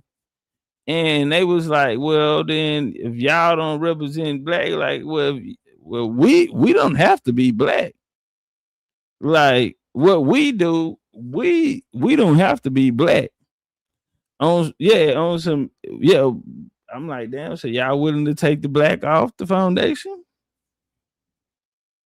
So yeah, man. Hey, in the future, don't be surprised if they let it go. You feel me? Because they was like, why he breaking it down? How they're being attacked through propaganda and politics, and all of these other type of things he was saying to him. You feel me? There's no benefits in black. If everyone, because they're saying everyone should still be able to have it because they had the experience of a black person. They're not gonna ask you this and all of that. Well, listen, look, we don't have to be black. I said, damn, we can let that go and still be our people and still be our lineage. Black, what do you say? Black, some shit by black don't define the lineage. And I'm like, well, shit, if it don't, then and you know, whatever they do is what they do. We Indians, you know what I'm saying? That ain't our politics, ain't our business. But I caught that, and I said, oh, they backed him in the wild, and shit. He said, nigga, fuck black, basically. Nigga, that shit can go. That African, just like that African, Pan-African shit had to go. Cause a nigga see where the weakness is at. So now we got to get strong on them fronts, and if we gotta drop black to get stronger, then that bitch still on the chopping block. But we'll see. We don't know. We'll see. We don't know. Well, damn, man, everybody will be included. Well, that's the black experience. Let me show y'all something about this Indian shit. And I want to apologize to my people out there. You know, for me being where I'm at in my journey, you know, and I don't know if I'll be making some things clear. You know, a lot of times I don't have nobody to talk to about this shit. And so, you know, I deal with it eternally. You know what I mean? So when it came down, the Cherokees and these different tribes, and we hear people out here who calling themselves, oh, you don't want to deal with elbows over there telling people we want to use this because we don't want to be them tribes and that's them white folks tribes and this and that. Even our brother Tariq say we don't want to do that because it'll include these people and all of these people. Let me tell you something, nigga. You can be Bugs Bunny. I don't give a damn what you call yourself. You can be Baby Obama, nigga. You can be Lil Denzel Washington on these niggas' ass. You tell all these women your name, Lil Denzel Washington. But I'm gonna tell you something. And get all the pussy in the world. yeah. This is America, Jack. And if you ain't got no motherfucking receipts, see, because we not talking about a conversation. We talking about a motherfucking legal matter, unless y'all forgot. We talking about having our instruments together and we gonna go lay these down and get remedied. We're not saying what title sounds the cutest, which one goes this, which one encompasses what I'm saying, which one let us hold on to all of this type of shit here. Nuh-uh. Which one put your ass standing in law? Which one is going to be respected? And so for my people and them who do find themselves in these tribes, we do want to understand something. For the Cherokee come from the Anahuac, which had different sections and sections. We can find those tribes, the towns and all of that, those names are still there. Genealogy answer those questions. Even with the Cherokee title, though, I want to show you something. That's the example that we'll use when they'll say, should we use black or should we use Indian? So for the black, Jesse, bring your ass here. I'm going to bring Jesse Jackson to the stand on y'all ass. Jesse say, black is no longer beautiful as a label for black people in this country. Check. Black is no longer beautiful. Why? Because nigga, it got these strains put on it killers in the politics, it killers in entrepreneurship, it killers in education, it killers in all walks of life of being here. Black is no longer beautiful as a label for black people in this country, God damn it. Just as we were called colored, but we were not that. Just as called Negro, but not that. To be called black is just as baseless. You get absolutely nothing for it.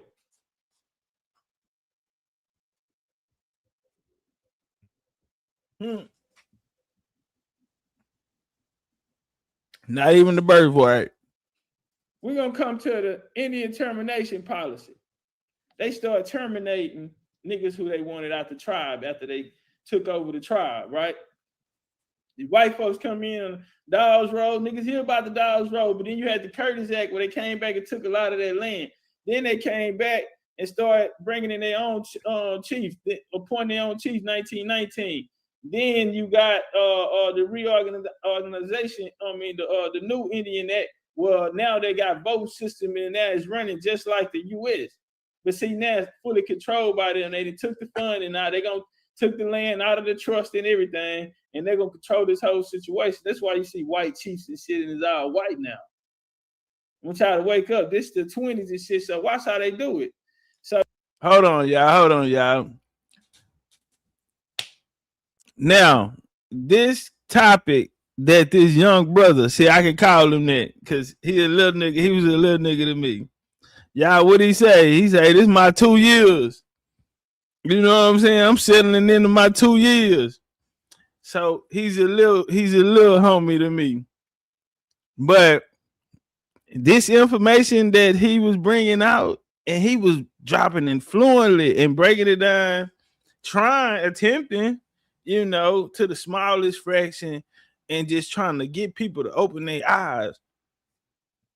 And it's 2026, and people are now the citizenship 1924. Now the Reorganization Act. Now the Termination Act and things of this nature is becoming common. But he was screaming at the top of the mountain. You know what I'm saying? Like he came in with it, with everything. And he was on some, hey man, we need to go right now. Black is whack. Then we gotta get off that black shit, nigga. That black shit gonna fuck us off. But then, you know, it was still a lot of our people still on their side or that frequency, and they was being promised reparations by the government, you know. And hey, man, they thought they had a shot, so they went for it. But I'm like, it's a trap. You know, they understand that we are so tied to things that, you know, we're soul people. So if we do something, we putting our soul in it. If we believing in something, we put our soul in it. That's why a nigga can't tell me nothing about prayer, or praying. Nigga, can't nobody pray like us. And how we do each other. Hey, we call you out. Hey, who gonna pray? Who? Yeah, it's on you. No problem. You feel me? From the oldest to the youngest, anybody. Yeah, we standing here today. Hey, yeah, let's get that. Let's get that work. Hey, y'all know to bow your head. Man, that's Indian shit, homie. When it came down to the South, that's how we did it. Yeah. And then we also believe that the spirit spoke through us. Who? The spirit of who? The creator and the ancestors. Talk to them. You feel me? And what we tell them, bring it out. Yeah, bring it out, because we already know. When we in this, yeah. And don't let us have no instruments around there. Because we know how to get, we know how to get the ancestors in here with us. That type of shit. So a nigga can't never tell me prayer don't work or that ain't real, nigga. That's us. Because can't nobody pray like us. Don't nobody hold, you know what I'm saying, to the same degree that we do. If you watch other people pray, they'll praise, you know, they do it in silence and peace. And nah, homie, we different. We talk to the creator like we got a connection to them. What? Other people quiet, you know. They may light candles, you know, but it's very quiet. You know what I'm saying? Not us. Come down here to the South, we finna rock the house. Blow the roof off this bitch. You hear me? Break the china, break the, every plate in the china cat. Yeah, light this bitch up. A gift, you know, from the gods. You know what I'm saying? A language, because it go through your body. You feel me? That bitch put you on your feet, and ain't nobody said stand up. We go to these concerts today, they be like, everybody stand up, put your hands up. You ain't even gotta say that, homie. Cause when they get in you can't do nothing but throw your hands up. You hear me? You feel me? Reach out and touch somebody's hand. What? Turn to your neighbor, homie. Yeah, touch your neighbor, tell him I got you. Yeah, as long as I got it, you got it. Yeah. Yeah, turn to your neighbor, tell them, as long as we got each other, we don't need nobody. What? Man, stop playing. Stop playing. That young man was screaming to the top of the moon, said, man, open y'all eyes. I need y'all to see this. Nigga just ain't had no backup, no backing. BC, we ran with what we had.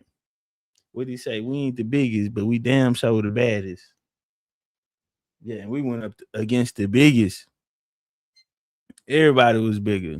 Everybody been there longer. Everybody, that shit ain't mean nothing. What I told him, nigga, this how we retaliate. Cause we had just done one the day before this and the day before. What I say, nigga, we pulled this up off today's topic. And then we coming back Friday with something. What? We sitting down on the punches Friday. And back then, you know, this how we had to respond with information that didn't nobody have. And for real.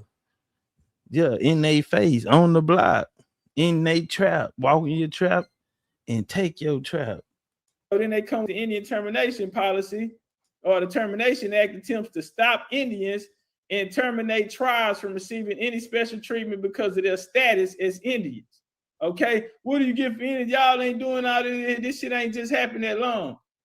Okay, because see, while niggas was going through the Civil Rights Act and all of that, and we seeing all of this shit that they putting on us, for as these Africans over here in Sunday service with you and all that shit, while that's going down, These niggas over here trying to teach you to be an African and your mind in Africa, and you got the skulls and the bones they putting on you. You got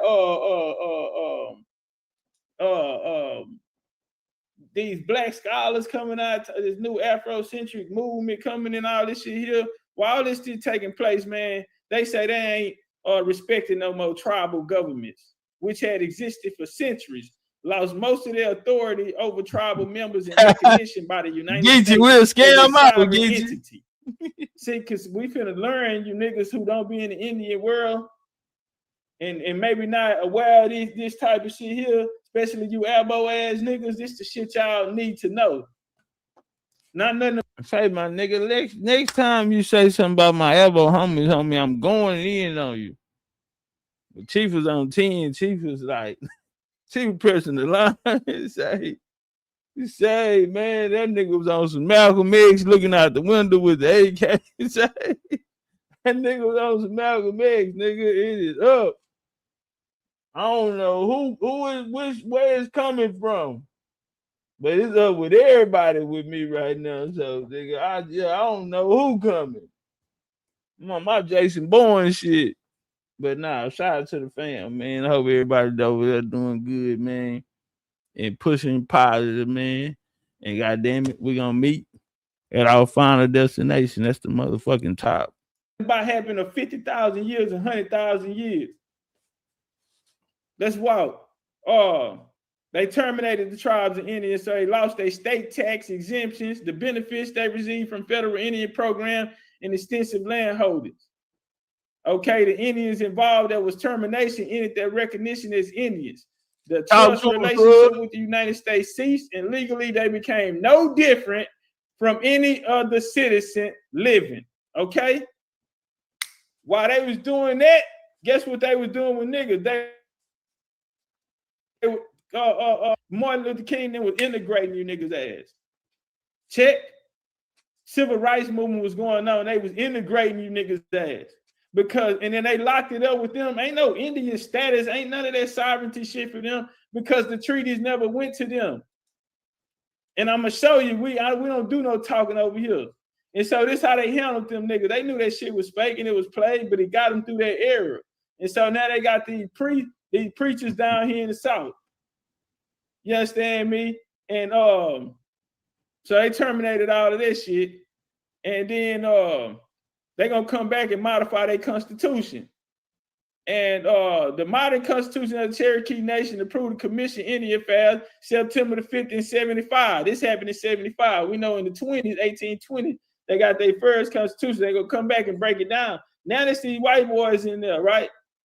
And they ratified the Cherokee people on June 26, 1776. The Constitutional Committee convened, in 1999. But see, when they did that, this is what happened. They kicked out all the niggas out the tribe.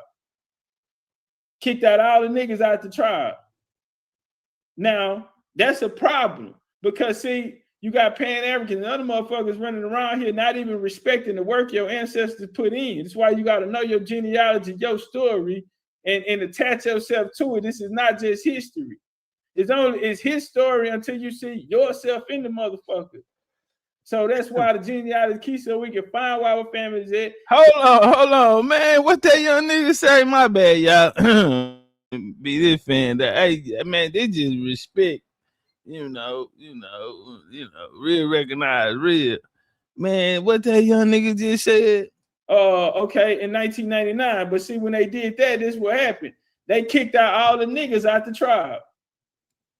Kicked out all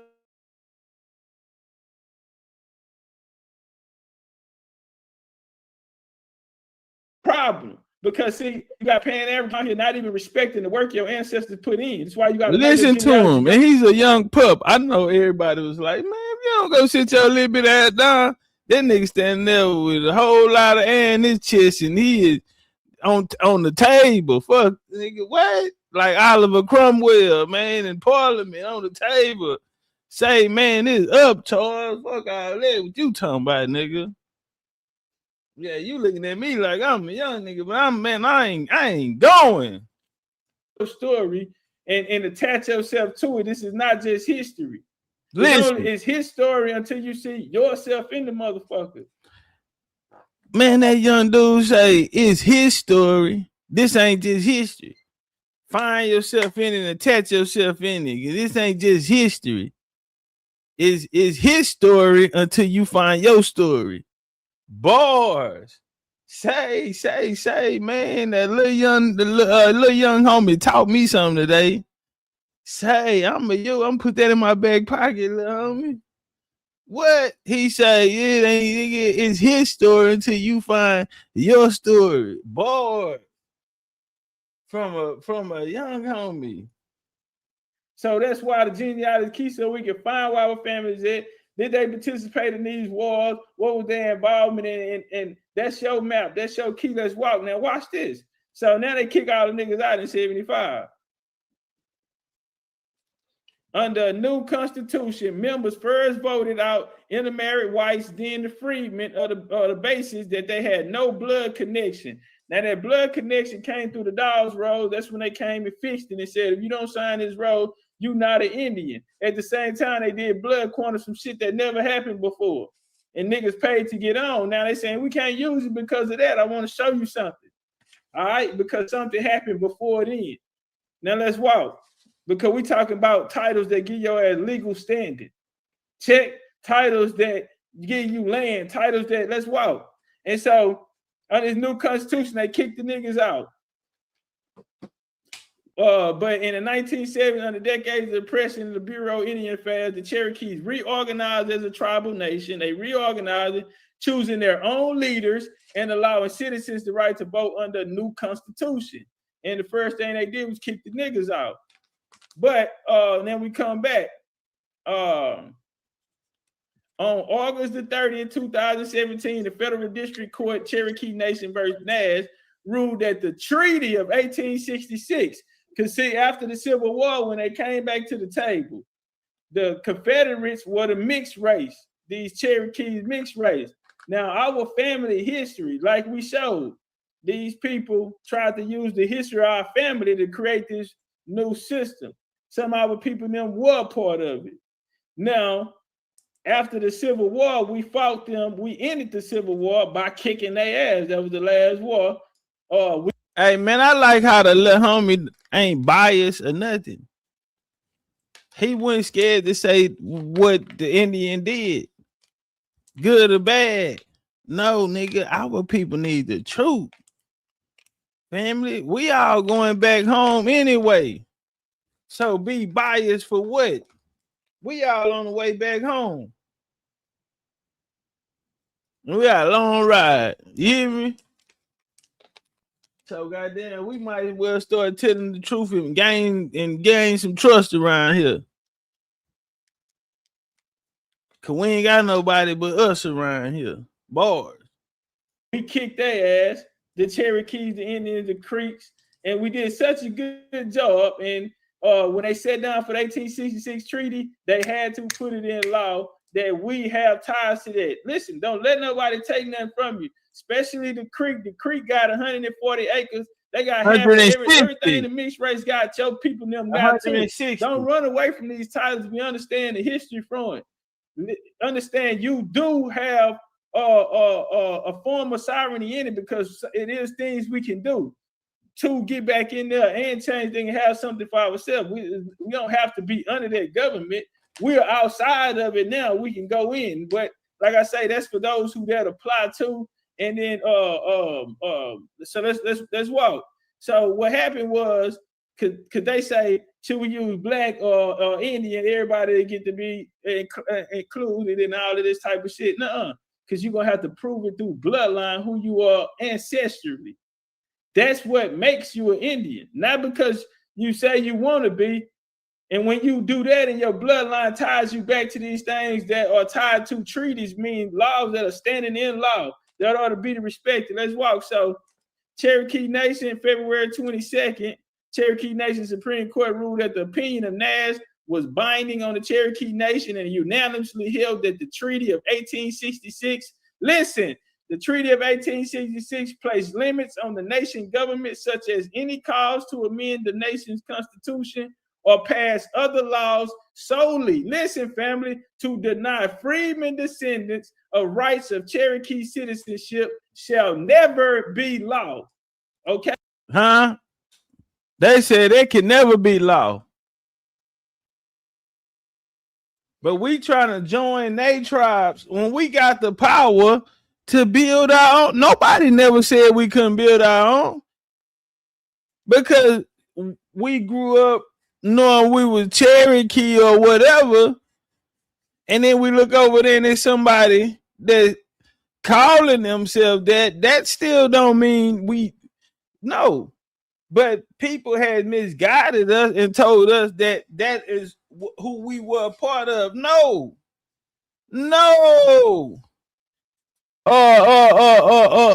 Like Finesse say, no. Nah, fam, listen. That ain't got nothing to do with us. When we was talking, getting that together, them niggas wasn't in the tent. Say, homie, when we propped that tent up, cause you gotta understand what we got it in blood. Y'all, and we were so good at it. Yeah, they gave us 160 acres and the mineral rights and all rights to the land. They didn't say somebody, why I'ma tell somebody they over this nigga and he just got after I just saw that work, that demonstration he put down. Did you see it? Man, they say they fought like tigers. Another nigga we got into it, we say we fought like buffaloes. Like, yeah, it is. Say, man, anything they put in front of us. And you think they gonna give us a master? And they just admitted that we won the Civil War. We won it. Man, that nigga turned around. That nigga was in there who had them sign that paper. They was so scared, hoping the nigga don't get on his ass. And you think I'm finna go tell him, hey, you under him? Nigga, we all checking out this motherfucker. I'm finna get this nigga whatever he want. I just hope that nigga know I got a family and, man, at least let us get 30 days of ration or something. Don't just fuck over me now. Because he could have just stood up and did just that. He the nigga with, he's him. I ain't fucking with that nigga. Did you just hit me? That nigga just won the most bloodiest close combat war that happened in the United States. And I'm going to go out here and tell him that he under somebody? Are you serious? You go tell him. You go tell him. Shit. Nigga, I'm coming out there, nigga, man. Hey, you ate today? Get him some breakfast, lunch, and dinner. Cause I just in case the nigga get hungry. We don't want to upset him. You drink, you smoke. We got some bad hoes in here. What's your flavor? What's on your palate? Yeah, nah, nigga. What's wrong with you? These niggas that got this shit in blood. Man, I'm gonna give him a master. That master be dead before sun go down. This nigga trained to go. Man, people better wake up. Wake up.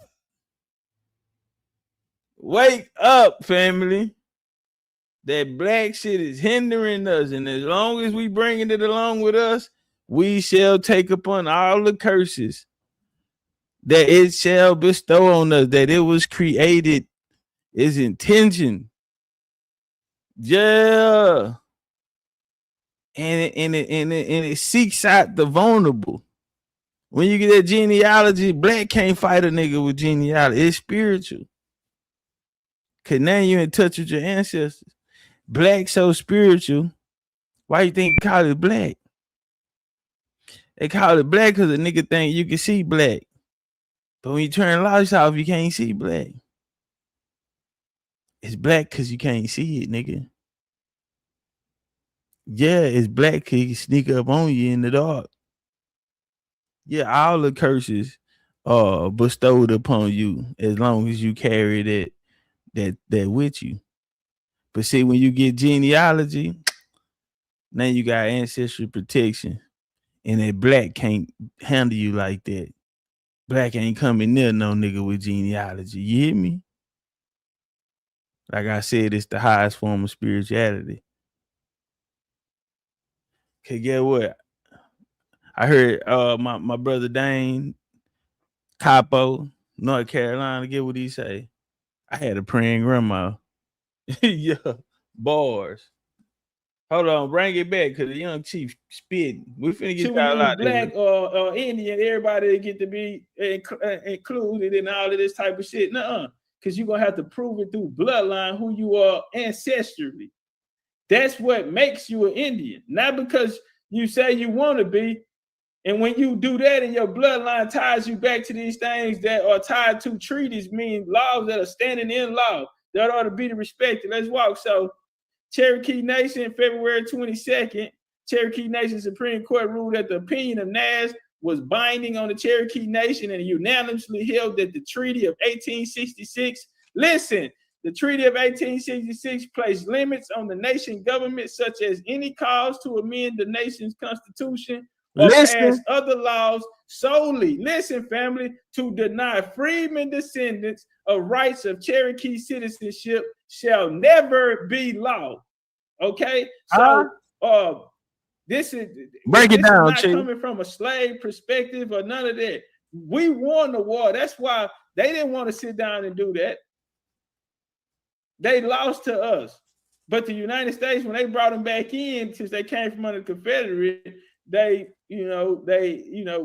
ain't that friendly now. But real is real. These niggas are more Indian than y'all. Y'all are only Indian because of them. And things, and since it was their government though, and that relationship between them, that's what we see that they mix with people out the colonies. And they would go down what we just walked them systematically break up. So these are southeastern tribes who mix with people out of the upper 13 colonies. Thank you. Shh. Signing off. That should never be. That's what made them mixed race. Shh. Signing off. So now handling approved a new constitution for the Cherokee Nation Wednesday, May 12, 2021, that ensures citizenship for descendants of black people once enslaved by tribal citizens known as freedmen. Now you have full rights. You can't even call them a freedman no more. They took the freedman off of it. Okay? You will be known as a fucking Cherokee now. And you have full rights, which means you can run for chief. Principal chief. That's a different situation with the Creek. The Creek situation, they can have their own. In our situation too, them niggas can have their own and we can have ours. So a lot of the Creeks, they were speaking about getting sovereignty. So they can create a government of their own outside of that. And it's different ways that we can do it. Find your genealogy, go back, restore your family, put it in this proper name. You got to understand this too. A lot of these are fake names. We don't have to go by Cherokee. It's really Annual Will. That's those government. You hear people call it Choctaw. Well, that was their government. Niggas, we come from the Choctaw. I come from the Kasadi. They created some shit called Kashada, but they are imitating as you. And that's why those things didn't stand in those laws. That's why I tell you, them white boys and shit and all of them, they can claim it, but they the fake ones. The treaties don't tie to them. That's why it ain't been honored. It's us who not waking up and knowing who we are and going back and taking back our motherfucking greatness. Goddamn, that black shit is dead, and it's making us all immigrants. The Indian shit you have standing in law, something that protects you, but you have to go back and honor it, and you got to unlock that mystery to your self. Through this genealogy, goddamn, and let the ancestors lead your way. And with that being said, man, I want to appreciate y'all for coming to rock out with me, goddamn. Is black the new coon? Is your blackness keeping us out cold, man? Find who you are in his story, goddamn. Make it your story, goddamn, so we can make sure that the next generation can break these chains off of this here. You are who you are. You are your ancestors, goddamn. And until you honor that, goddamn, they won't honor you, man. Appreciate everybody pulling up on the kid. What the lights look like, Trees? Are we doing something?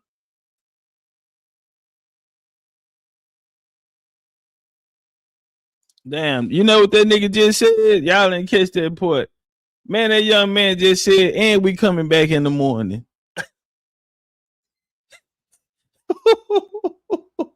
Say, bro, I bet the opposition was like, wait, what do you mean? You were just here yesterday and the day before? Bro, you were doing 3-hour lectures.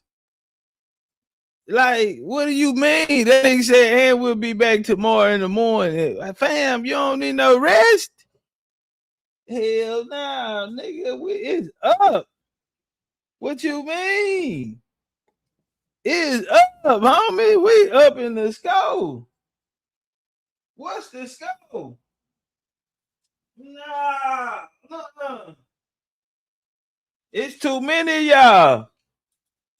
Say, man, I ain't got no big homies coming out here with these big channels and all of that. Everybody channel, I always been bigger than mine. They always had more subscribers. Man, ain't nobody coming out here helping me. So guess what, nigga? I'm bombarding your shit, nigga. Morning, noon, night, every time, nigga. Just know, nigga, I'm coming. I'm spinning and spinning and spinning. Ain't no peace treaties, ain't no nothing. I'm spinning till I feel like I'm satisfied. But like I say, everybody bigger than us. So when we hit, we gotta hit hard. Y'all gonna feel us. Yeah, you saw me tonight. You saw me the day before yesterday. You saw me yesterday. You just saw me tonight. I just smoked your game tonight. And you finna have to look at me in the morning and maybe at night, depending on what niggas got to say after I'm done demonstrating that morning. Yeah, we might run it right back. They can't keep up with that pressure, man. They coming out here with, man, 100 slide lectures like that shit is AI. Like he getting it off AI. Nigga was a whole AI robot before we found out AI wrote Bell. Nigga, what you, nigga, how you putting together 100 slide lectures that fast? And that debt, and he know he can go in debt into every slide. That nigga unhuman. Y'all got out here fighting a transhuman. They out here kicking our ass. Nigga is dropping some heavy shit. It's a lot of us talking. But when he hitting hard, everybody quiet and they listening and they watching. Yeah, and he was a young chief. No, nigga, we'll be back in the morning. So nigga, lace up. I need that in the morning too. Oh, say the enemy goes like this nigga here. Hey fam, hey, the link up top, man. Go get y'all shoes, put y'all pre-orders in. We need for your sizes to make sure you get your sizes on the first go round. We are going to Mexico, July the 17th through the 19th. April the 12th, we will have Sunday, 6 p.m. Central Time. We're going to have our first meeting for the pyramid tour. There we'll discuss rooms, different things like this here. Do y'all want to do a villa? We do a villa. It's not all inclusive, which means we'll have to bring everything we need, which means we'll have to go down to Sam's. There's a Sam's down there and a Walmart on Kukakan Boulevard. You feel me? So, you know, we'll weigh our options. So we'll have the options on the table where y'all want to stay. I think we're going to be accommodating the Lord's party. We have other communities come as well. And, you know, they say the third time is a charm. So I'm just excited having, you know, a lot of new people coming for the experience and actually getting to see the greatness of our ancestors. You did. Because the people down in that area, the Yucatan, they are from the Southeast. They did not originate in the Yucatan. Okay, the skies are brighter there. You can see the stars and the celestial alignment, star alignments, things of this nature. They had the clearer skies. So that was the best real estate if you're going to study the stars. We have a lot of coaches out there who talk about how they study star alignments and, you know, equinoxes and things of this nature. But the best place on this earth to view them clear is right there in the Yucatan, and that's why they picked that location. These people were beyond genius. You feel me? And we are their direct descendants. So we need to wake our game up, homie. Like Nunu always tell me, wake your game, man. We need to wake our game up, man, and understand what we dealing with. This black is hindering us. And as long as we allow the devil in our house, we're going to continue to be cursed. Understand, we're inviting them in our house. In our culture, you see what it did? Create a whole genocide on our kids. Split up the family structure. You feel me? Prison the pipeline.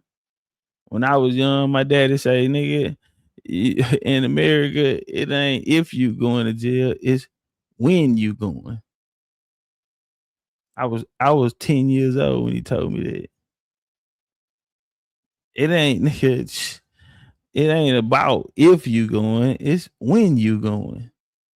And the first time I went to jail, that voice played over in my head.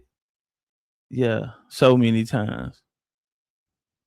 But say ignorance to the law, homie, ain't no excuse. Being black ain't no fucking excuse. It ain't no get out of jail free card. It's a curse. It's a psyop. It's an experiment. And it's time we let these motherfuckers know that the experiment is over with. No longer will we be pawns.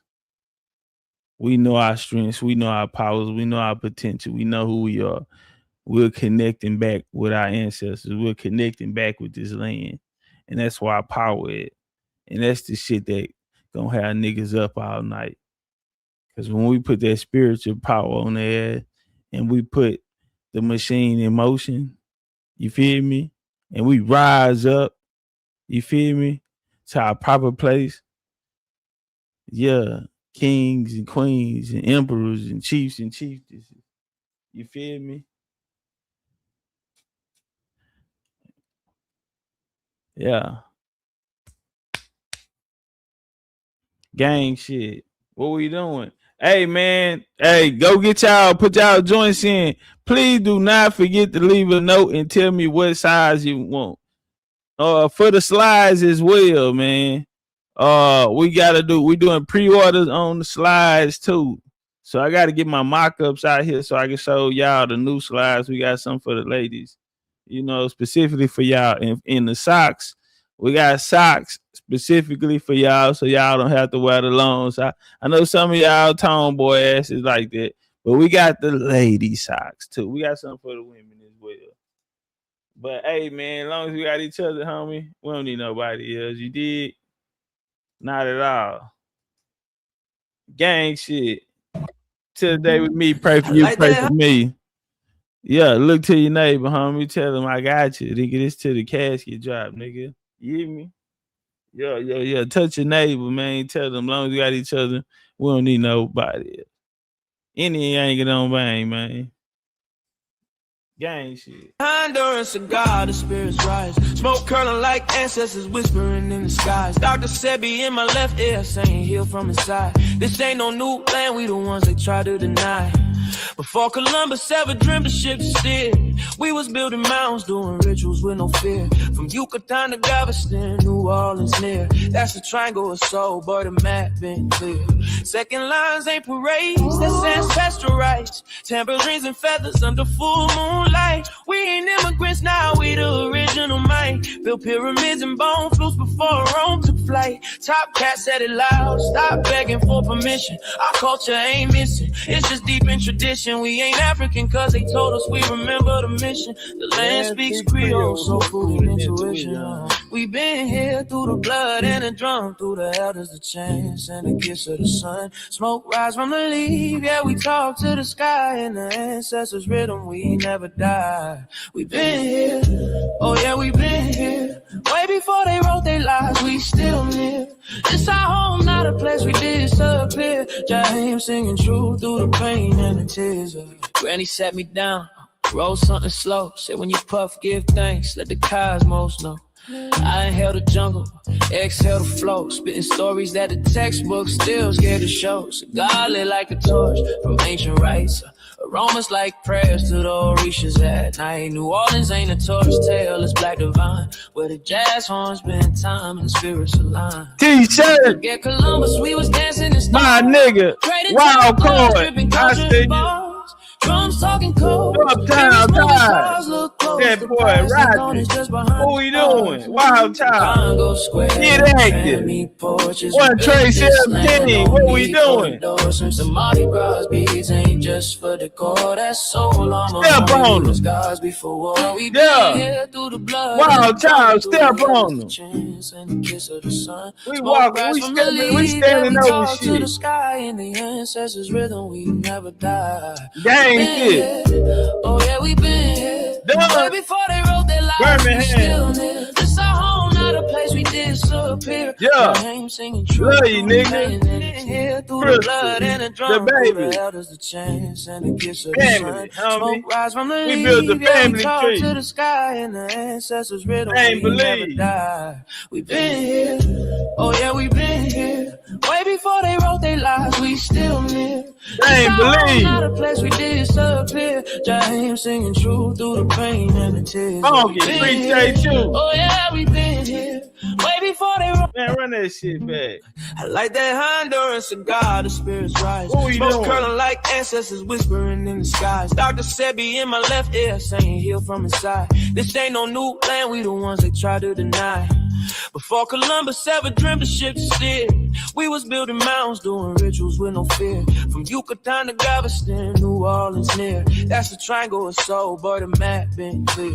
Second lines ain't parades, that's ancestral rights. Tambourines and feathers under full moonlight. We ain't immigrants now, we the original might. Built pyramids and bone flutes before Rome took flight. Top cat said it loud, stop begging for permission. Our culture ain't missing. Yeah, what? Is it even tradition? We ain't African cause they told us we remember the Very how? The land speaks Creole. What we doing? Intuition. We been here through the blood and the drum, through the elders, the chants and the kiss of the sun. Smoke rise from the leaf, yeah, we talk to the sky and the ancestors' rhythm, we never die. We been here, oh yeah, we been here. Way before they wrote their lives, we still near. It's our home, not hold a on, my bad. They want to see the video. My bad. Through the pain and the tears. Granny sat me down, roll something slow. Said when you puff, give thanks, let the cosmos know. I inhale the jungle, exhale the flow, spitting. We ain't immigrants now, we the original.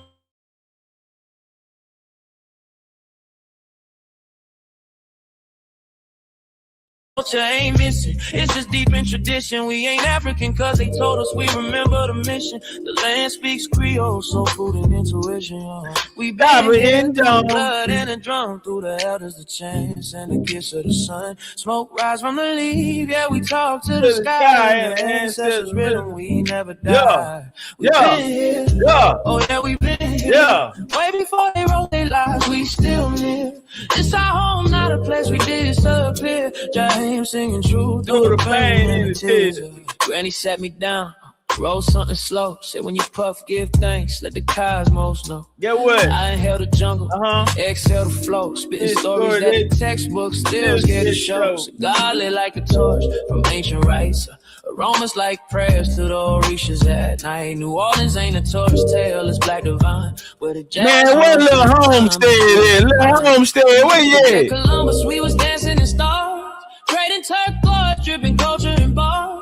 Drums talking codes, spirits moving cars, look close. The past ain't gone, it's just behind these stars. From Congo Square to Trammy porches, we built this land, no need for endorsements. The Mardi Gras beads ain't just for decor, that's soul armor, homie, we was gods before war. We been here through the blood and the drum, through the elders, the chants and the kiss of the sun. Smoke rise from the leaf, yeah, we talk to the sky and the ancestors' rhythm, we never die. We been here, oh yeah, we been here. Way before they wrote their lives, we still near. This our home, not a place we disappear. disappear. Jaheim singing truth through the pain and the tear, through the blood and the drum, through the elders, the chants and the kiss of the sun. Smoke rise from the leaf, yeah, we talk to the sky, and the ancestors' rhythm, we never die. We been here, oh yeah, we been here.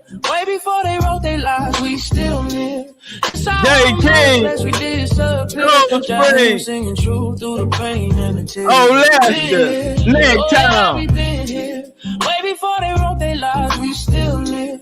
It's our home, not a place we disappear. Jaheim singing truth through the pain. Hey man, I love y'all. That's my time. I like that Honduran cigar.